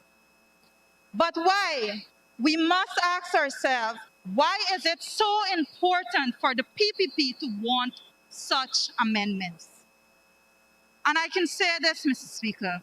The Honorable Minister of Finance clarified the reasons during the premiere of an NCN program, The Parliamentary Agenda, last evening. The minister used words like lengthy, fragmented, dysfunctional to explain the current structure of the budget, while stating the government's reason to amend the bill as wanting to make the Parliament have a more comprehensive view of the budget. Mr. Speaker, the process as it stands gives autonomy to the budget process for the constitutional agency. And by no means is this process lengthy, fragmented, nor dysfunctional. And I further state that the opposition side of this House sees the current two-stage process, as so explained by the Honorable Minister, as completely comprehensive and does not require any system of clarity as the government side so desire.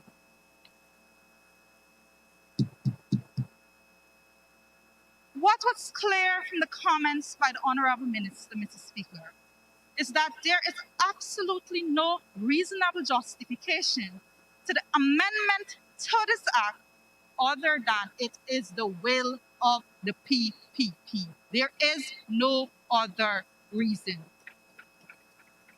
In outlining his opposition to the current act, the Honorable Minister of Finance explained that the current process is that the constitutional agencies would take their budget to the Parliament and not to the Finance Minister. He then explained further that he is seeking for all the budgets of the constitutional agencies to first go to the office, and only after he approves these budgets does it come to Parliament. Mr. Speaker, this would signal the end of independence of every constitutional agency in Guyana. If no agency has the power to prepare its own budget, then it is simple. It is a fact, therefore, that no independent agency will further exist. In 2013, Mr. Speaker, Guyana was ranked 136 on the Transparency International Corruption Perception Index, 53 spaces worse than the ranking of 83 where Guyana stood at the end of 2020, Mr. Speaker. After the APNU-AFC government cleared the sewage of corruption from the arteries of our state mechanism. Today, it is disgraceful. It is a disgraceful excuse for legislation we see. The depths to which the PPP is willing to go as they work tirelessly to undo the progress that this nation has seen under the APNU-AFC. To think, Mr. Speaker, that honorable members of the PPP would stand in this House and shamelessly demand that institutions whose purpose is to provide checks and balances and independent oversight must not crawl on their knees to the finance minister and beg his approval for their budgetary needs is shameful, even for the likes of the PPP. In what universe, Mr. Dharamlal, is it considered acceptable that the Auditor General, who is empowered to audit the executive branch of government, must beg his bread at the office of the very officials he is duty bound to audit? In which nation is this acceptable? Mr. Speaker, it was a celebrated accomplishment of the APNU-AFC that the judiciary was freed from the chains of financial dependencies under our tenure. And rightfully celebrated it was. Now we watch the PPP attempt to erode the very separation of power that rests at the core of modern democracy by demanding that the judiciary branch of government must also join the line of those who must now beg their bread at the table of the PPP. This bill speaks to 17 agencies that is now subjected to the wrath of the PPP and will have to fall in line, or else. And it will not do justice for me to not speak to the implications that such an undemocratic change will reflect in every individual agency. It is imperative that I single out some of the most alarming agencies that the PPP wants control over their budget. Mr. Speaker, the explanatory memorandum of the proposed amendment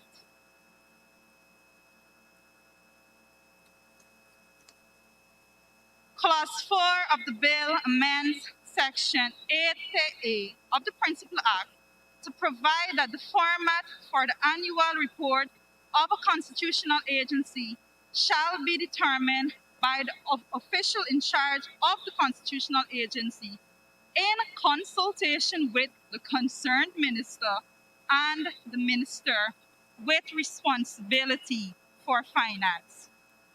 All that says, Mr. Speaker, is that every program examined by the agency will be subjected to scrutiny by the PPP, and no longer will they have the independence to outline programs and to carry out these programs that best reflect the nature of the agency. How absurd is it that the PPP, who stands at every sitting in this House and abuse the word democracy, is now standing to defend a bill that seeks to remove the most vital aspect of democracy from 17 agencies? This is the fact before us today, Mr. Speaker. If these horrid violations of democratic norms, which the PPP is bent on pursuing, does not already sicken everyone with the will to think for themselves, then surely the fact that they will go as far as demanding control over the Guyana Elections Commission must certainly wake us all up. As it is right now, Mr. Speaker, the Guyana Elections Commission, GECOM, prepares its budget with complete autonomy. And that budget comes to the House for approval without having to subject itself to the will of the PPP. With this amendment, Mr. Speaker, with this amendment, the GECOM will now be shackled to the financial arms of GECOM will be shackled to the will of the PPP, Mr. Speaker. To further break that down, if the PPP does not see it fit to include in the estimates for GECOM house-to-house registration, there will be no house-to-house registration. This is what happens when independence is removed from constitutional agencies, Mr. Speaker.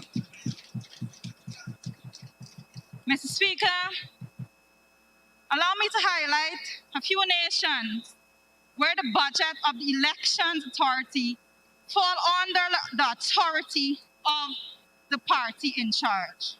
Mr. Speaker, we have the People's Republic of North Korea and the Soviet Union, just to name a few. And with the leadership of the PPP, Guyana will soon be a part of this group. No financial independent judiciary, no independent auditors, and now one more step in the direction of no democracy. This is the PPP. If this is not a developing dictatorship, Mr. Speaker, then nothing else is.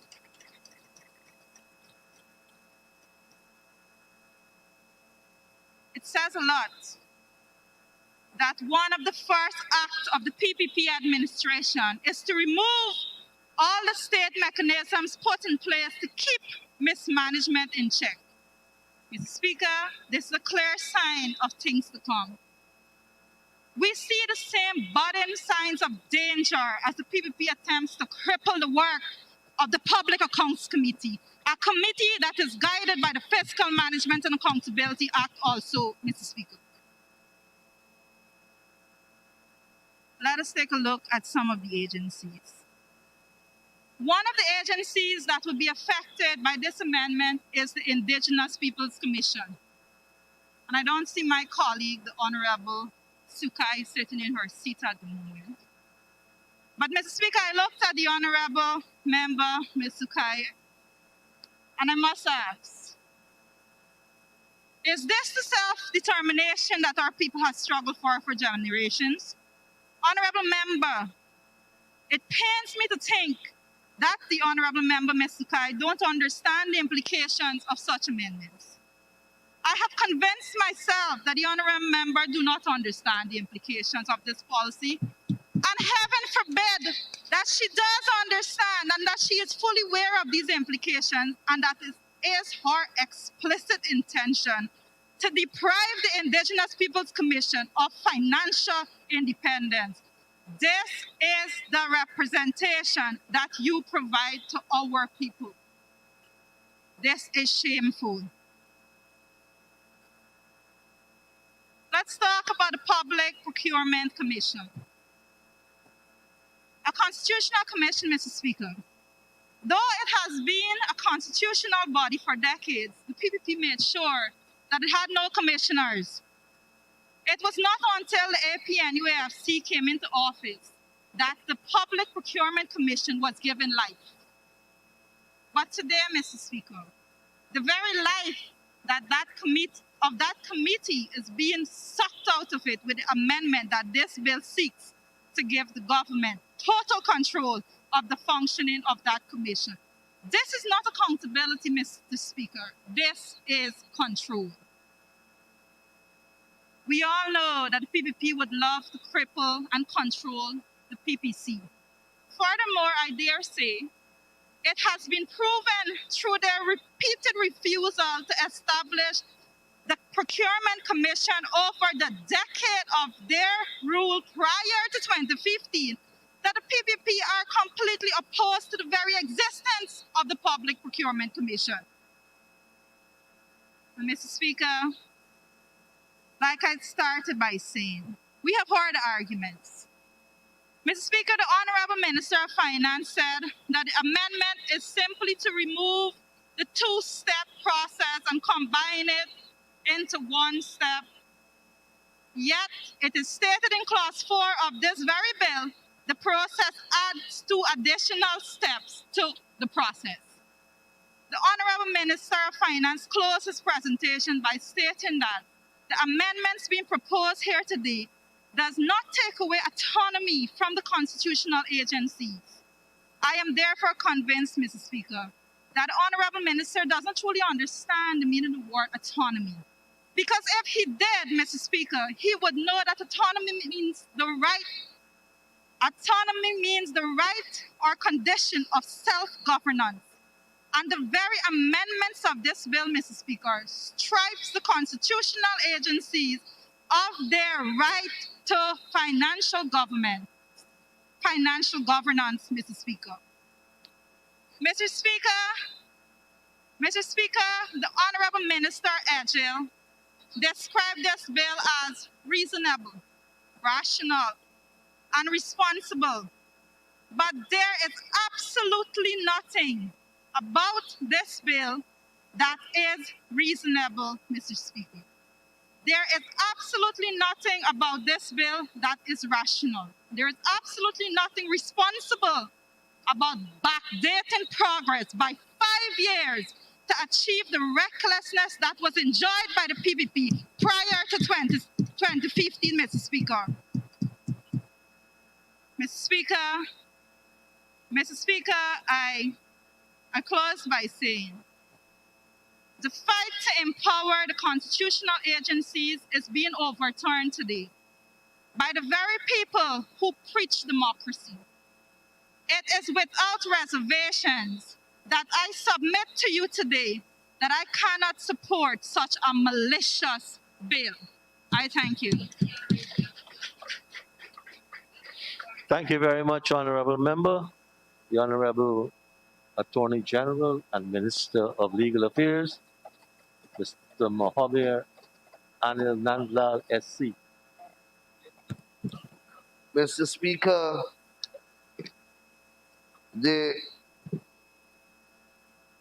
I have listened here for the past 3 hours to APNU, AFC,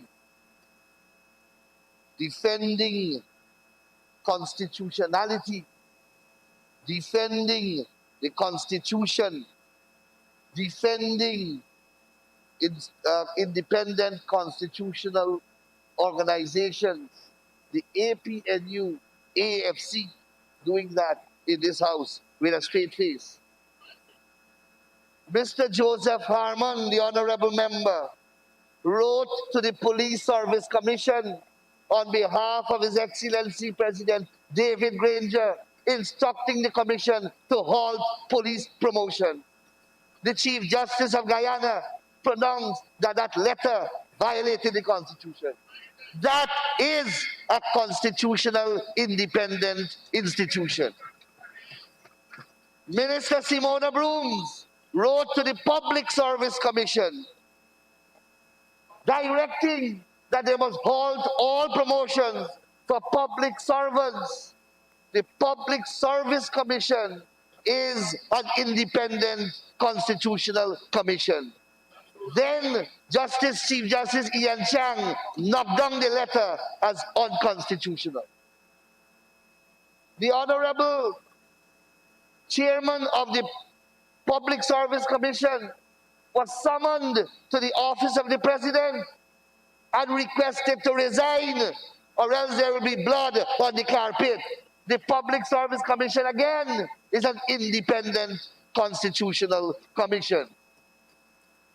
A judge of the High Court was told that the last person who spoke to the Attorney General in the manner that the judge spoke to the Attorney General, that person turned up dead. In the middle of a case, that judge is a member of the judiciary, an independent constitutional commission. So, Mr. Speaker, to hear these pronouncements coming here from these members is really the biggest joke of the year 2021. And when you add that to the 6 months or 5 months that this country endured, when they slaughtered the Constitution, when they went to the court, and when the court didn't rule in their favor, they attacked all the judges. They went all the way to the CCJ in their attempt to defeat the will of the people toward the Constitution and defeat democracy. And today you come here, I can't help but use the overused term, like sanctimonious gangsters. That word, that terminology is so appropriate to lecture us and this country that has not yet recovered. We are still psychologically scarred as a people by your conduct over the past 5 months, where you massacred democracy. And you come here trying to lecture to us about constitutional democracy, about rule of law, about independence of institutions. Mr. Speaker, we said during our campaign and in our manifesto that when we assume government, we are going to revisit a number of aberrations, a number of anomalies, a number of illegalities that were passed as laws in this house. And this is only one. We will bring to this house the law that they imposed that make every Guyanese a criminal to have in their possession more than 10,000 US dollars. That law is still in the books. We have to bring to this house the law that authorizes the GRA, Commissioner General, to invade people's bank accounts without notification. We have to bring that to this house. We also have to bring to this house the law that they passed, that all broadcasters must put public advertisements free of cost for 1 hour per day on their television. We also have to bring to this house the law that if you owe VAT, not if you owe VAT, but if your VAT is not due, but is in arrears, you can be blocked at the airport, blacklisted, and prevented from traveling by the Commissioner General. So there are a series of aberrations and unconstitutionalities which we have to correct, Mr. Speaker. This is only a drop in the bucket, or this is only one drop in the bucket. I don't know what is the big hullabaloo. So, Mr. Speaker, and then, of course, my colleague, the Honorable Gail Teixeira, spoke about how they're speaking about in the financial autonomy, interfering with financial autonomy. When they cut the budget for constitutional agencies to $1, to $1. What is wrong with you people? You don't think what you say? You don't know that people are listening to you? You don't know that people have memories? You gutted the constitutional agencies that were supposed to oversight you, reducing their budget to $1. We are doing something here which I will speak about later that doesn't alter budgetary sums. You took the entire budget away, and you now come here and you have the audacity and the temerity to tell us about interference with autonomy, financial autonomy, parliamentary language protocols which fail me, Mr. Speaker. Mr. Speaker, perhaps let us begin, Mr. Speaker. Let us begin by first recognizing that our Constitution is predicated upon the principle of separation of powers. What that means, Mr. Speaker, is that the Constitution divides responsibilities and functions and attribute them to different organs within the document. In that distribution, Mr. Speaker, the executive government is assigned the responsibility of managing the finances of the state. Integral to the management of the finances of the state is the expenditure, how it is going to be expended, how it is going to be scrutinized, and how it is to be reconciled and accounted for to the National Assembly representing the people of Guyana. Those are responsibilities, Mr. Speaker, that the Constitution reside with the executive. The Constitution also says, Mr. Speaker, and I have to read these things to put them permanently on the record. It says at Article 8, and the marginal note reads, supremacy of the Constitution. Article 8 says, this Constitution is the supreme law of Guyana, and if any other law is inconsistent with it, that other law shall, to the extent of the inconsistency, be void. So if you pass any law that is inconsistent with this Constitution, then that law is void to the extent of that inconsistency with this Constitution. Mr. Speaker, let's go to the Constitution again. Article 218 says this. Article 218 says, the minister responsible for finance or any other minister designated by the president shall cause to be prepared and laid before the National Assembly before or within 90 days after the commencement of each financial year estimates of revenue and expenditure of Guyana for that year. So what you see here clearly is that, as I said, finances is an executive government function. And 218 says clearly that it is a presidential function which the president assigns to the Minister of Finance or any other minister designated by him. And part of that responsibility that the president holds is the presentation of the national estimates of the country. And that is what is called the national budget. The Minister of Finance, exercising a presidentially delegated function, is to prepare the budget and lay it before the National Assembly. Simply put, Mr. Speaker, this bill that they passed in 2015, the act that they passed in 2015, in relation to constitutional agencies, they took that power from the president of Guyana and they gave it to the constitutional agencies to present budgetary estimates. Right there, you see, Article 8 says that the taking away of that power, because it now becomes inconsistent with 218 of the Constitution, Article 8 says that this act, this 2015 act, is inconsistent to the extent of that, is void to the extent of that inconsistency. It is as simple as that, Mr. Speaker. Very, very, very simple. The Minister of Finance must retain that power.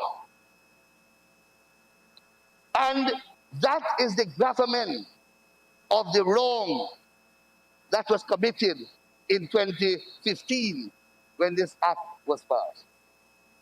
But, Mr. Speaker, I will go back a little. The Substantive Act,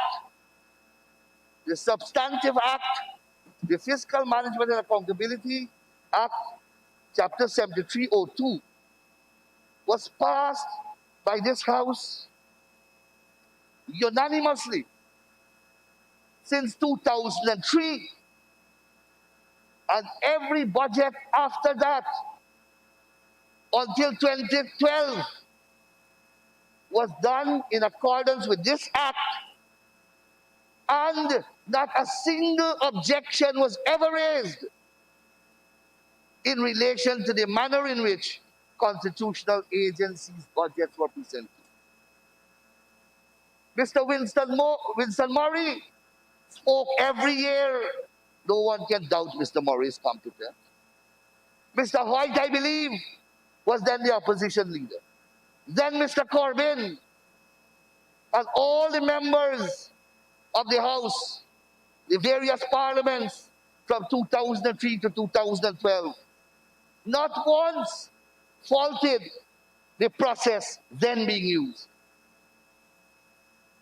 And I have never heard, and I challenge anyone, Mr. Ramjatan, the honorable member, will speak after me, let him point to a single allegation in all the years ever made against the PPP government utilizing this process, any allegation ever made by a constitutional agency that they were ever stifled or interfered financially or otherwise. Point to one allegation. One allegation. Many, many millions of allegations have been made about the PPP government. Point to one where the judiciary has said that they can't spend the money that they want to spend because the government cut it. Point to any other agency other than the agencies that you all cut. None.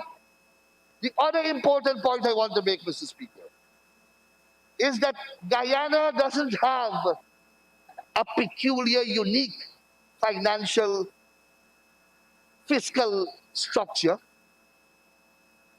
Our fiscal, financial, constitutional structure is similar to that of 49 other countries in the British Commonwealth. Let them point to one country in the British Commonwealth where you have agencies coming by themselves outside of the executive government to present budgets. Let them point to one. They cannot, because it doesn't exist. This here was a figment of Carl Greenwich's imagination. It is Mr. Carl Greenwich who concocted this formula. That is why his successor, Minister Jordan, had great difficulty and discomfort with this. Because he worked under Dr. Ashley Singh. He worked under the PUP. He may not be competent, but he has experience. And he worked with us. And he traveled widely. And he knew that this was alien to the practice and procedures known to Her Majesty's Commonwealth. So, Mr. Speaker, our law as it currently stands is an aberration. It cannot be found in pari materia with any other jurisdiction around the region or further afield.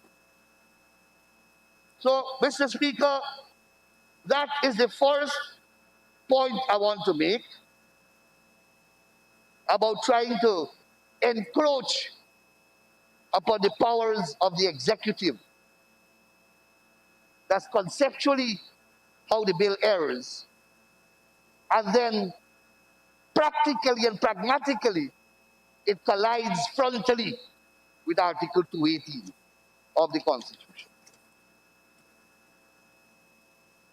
And then, Mr. Speaker, what they have done also, which is an aberration again, is that they have removed from parliamentary scrutiny billions of public dollars that by law and by the Constitution can only be spent but after public scrutiny. And I will deal with the argument of Mr. Ford. He totally misunderstands how a lump sum operates. Totally misunderstands how an Appropriation Act operates. Mr. Speaker, what they have done is that they have parceled off some entities and they have removed them from the scrutiny of the people. One of the fundamental functions of Parliament, in addition to lawmaking, is financial scrutiny of public monies. That is our second most important function. And they have hived off a whole set of entities and make their monies not susceptible to any form of scrutiny. There are exceptions, and I will deal with the exceptions. So this, Mr. Speaker, this bill seeks to bring back into parliamentary oversight a lot of monies that were spent without parliamentary scrutiny. Let them go and tell the taxpayers out there that they are authorizing agencies to spend money how they wish. The people's money, not the agency's money. And nobody must say anything about it. That is what, in essence, they want. Mr. Speaker, this act, when it came into force, it had the long title reads, an act to provide for the regulation of the preparation and execution of annual budget, semicolon, the receipt, comma, control and disbursement of public monies, semicolon, the accounting for public monies, semicolon, and such other matters connected with or incidental to the transparent and efficient management of the finances of Guyana. You read anything here that accepts and exempt constitutional agencies? Are they not part of the do they not benefit from the finances of Guyana? What they have done, and Mr. Speaker, it's not out of ignorance, for all of us. They don't understand the ramifications of what they have done. They have removed from, this is the only act of its kind in Guyana. It's not that they can go under another mechanism and have their accounts examined and scrutinized. They can't. This is the only piece of legislation of its type. It repealed its predecessor. There was an act before, and it repealed it, leaving this as the only form of managing, along with the Constitution, how state monies and public funds are going to be spent and managed. And what they have done by removing these agencies from this legislation, they have now put it beyond reach of anyone. Poor Mr. Jordan had no other choice because they put him in a jam. And that is why he had to embarrassingly carry out like a circus here, every budget, of slashing the constitutional agency's budget when they presented it. Poor fella had no other alternative. No other alternative. Because that's the only form of scrutiny they left him with. But he also did not exercise it in the manner that they are glorifying. Because I remember one year the DPP building was leaking, falling down, and there was a budgetary capital expenditure, a budgetary sum on the capital head for a new building, or at minimum some money to renovate the building. That was slashed. And how they did it didn't broker any form of discussion, because a lump sum was presented and a lump sum was cut, and the lump sum was cut. So the judiciary, for example, having planned their entire year, they were not given an opportunity to reorganize their priorities. They already have a budget, they already have a work plan, but when they come to the House, $20 million slash. Minister of Finance not asking where this money is slashed from, and allow them to go back to reorganize their budget so that they can have smooth functioning for a year. So every time the Honorable Minister slashed, he threw the constitutional agency into some form of turmoil and trauma. They had to go back to the drawing table to adjust their entire work program. And that caused tremendous hardship and inconvenience. So, Mr. Speaker, even the autonomy that they purported to give by this piece of legislation was never realized. Was never realized, because they ended up, as I said, and Mr. Ford quoted me, he moved the cutting for Newport Street and he brought it to Parliament Building. And he made repeated reference to what I said, but he never put it in context. I was, for the purpose of the debate, adopting their arguments and showing, attempting to show that using their own arguments which they said that they're conferring fiscal autonomy on these bodies, they are not really doing that, because when it comes here, it is being slashed anyhow. So, Mr. Speaker, that's the other important component of the amendment that is before the House, to bring back into some form of scrutiny the expenditures of these agencies.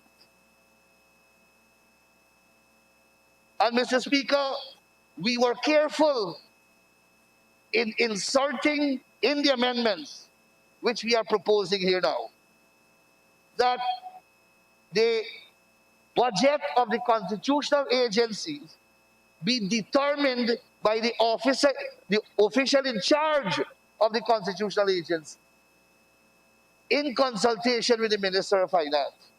But that official remains in charge. Look at clause 4 of the bill. The official is the dominant persona in the creation of the budget. But of course, he has to consult with the minister, because no country has infinite resources. And there is a process there, Mr. Speaker, that allows the financial officer to adjust based upon the needs of his constitutional agency,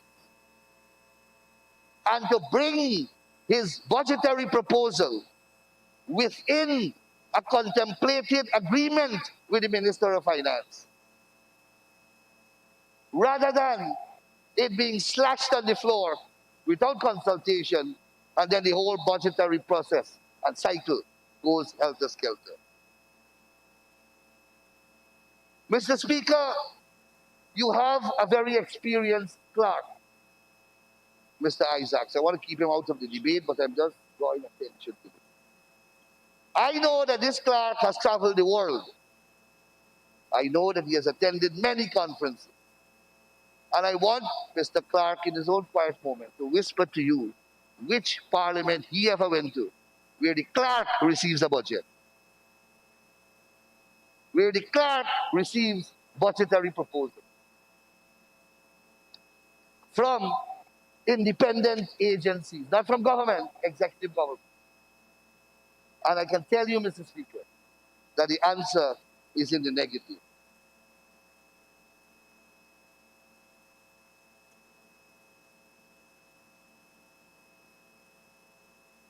And Mr. Speaker, the other important component of our amendment here this afternoon is that it restores our budgetary process to constitutional compliance as is prescribed by Article 222A.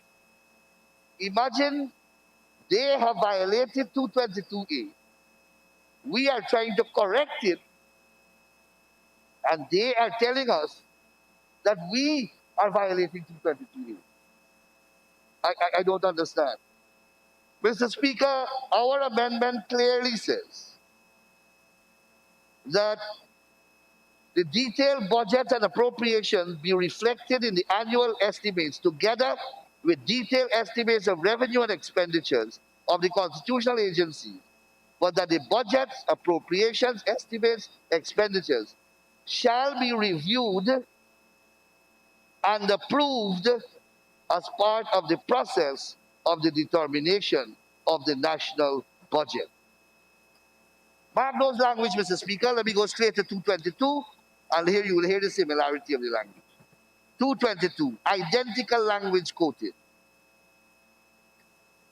222A, in order to assure the independence of entities listed in the third schedule, A, the expenditure of each of the entities, shall be financed as a direct charge of the consolidated fund, determined as a lump sum by way of annual subvention, approved by the National Assembly after a review, and these are the words, after a review and approval of the entity's annual budget as part of the process of determination of the national budget. That is the Constitution, and this is the bill.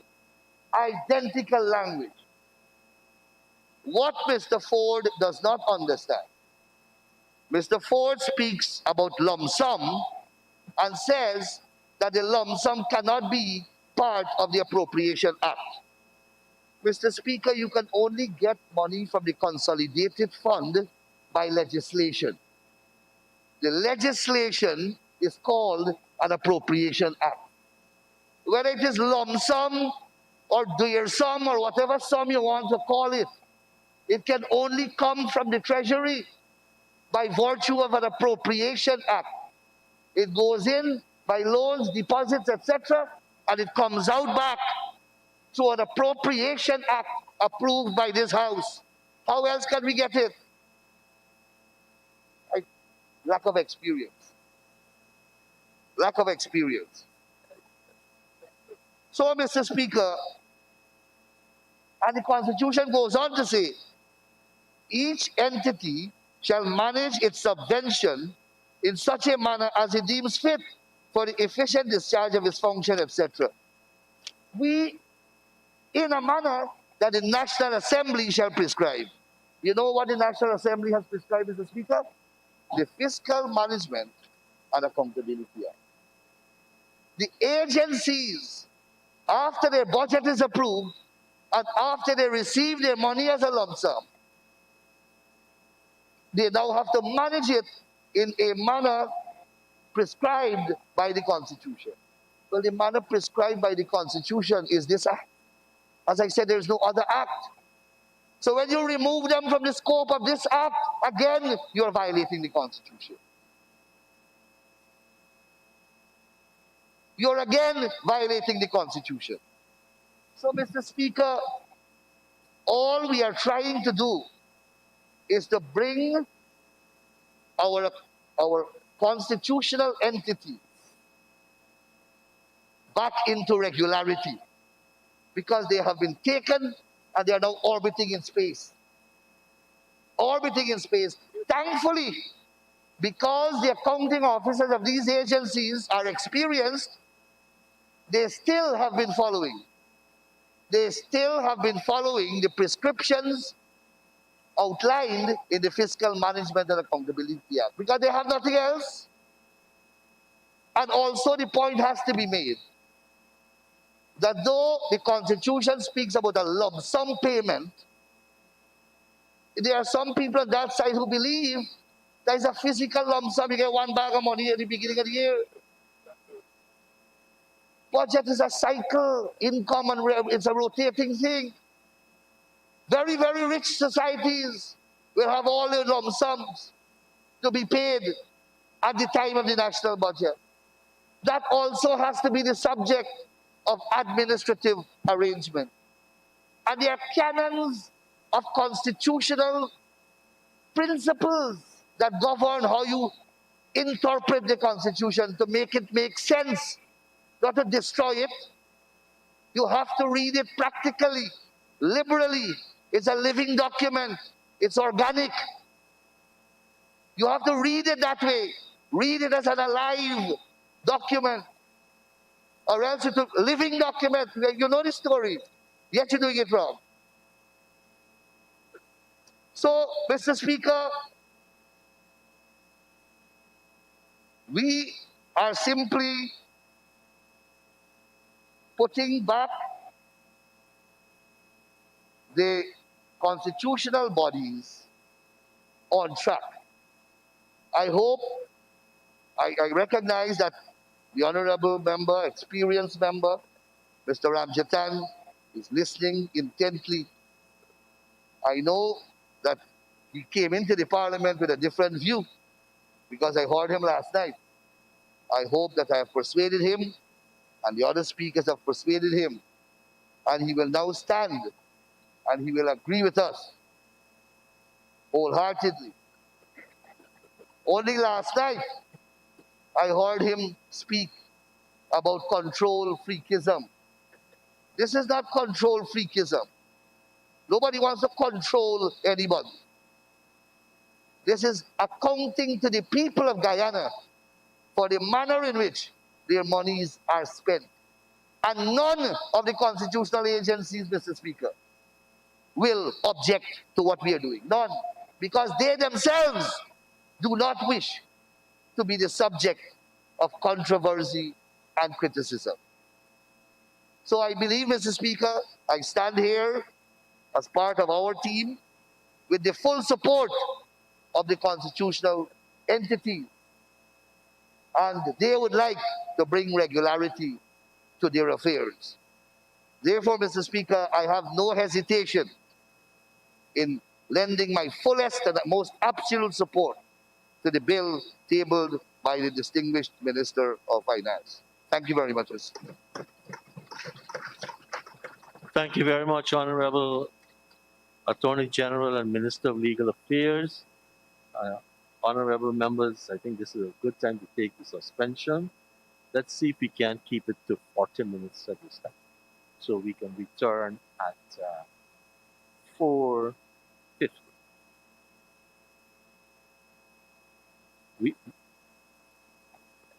The order paper is quite long. We have Mr. Ramjatan, and then we have Dr. Ashley Singh. Honorable members, let's take the suspension.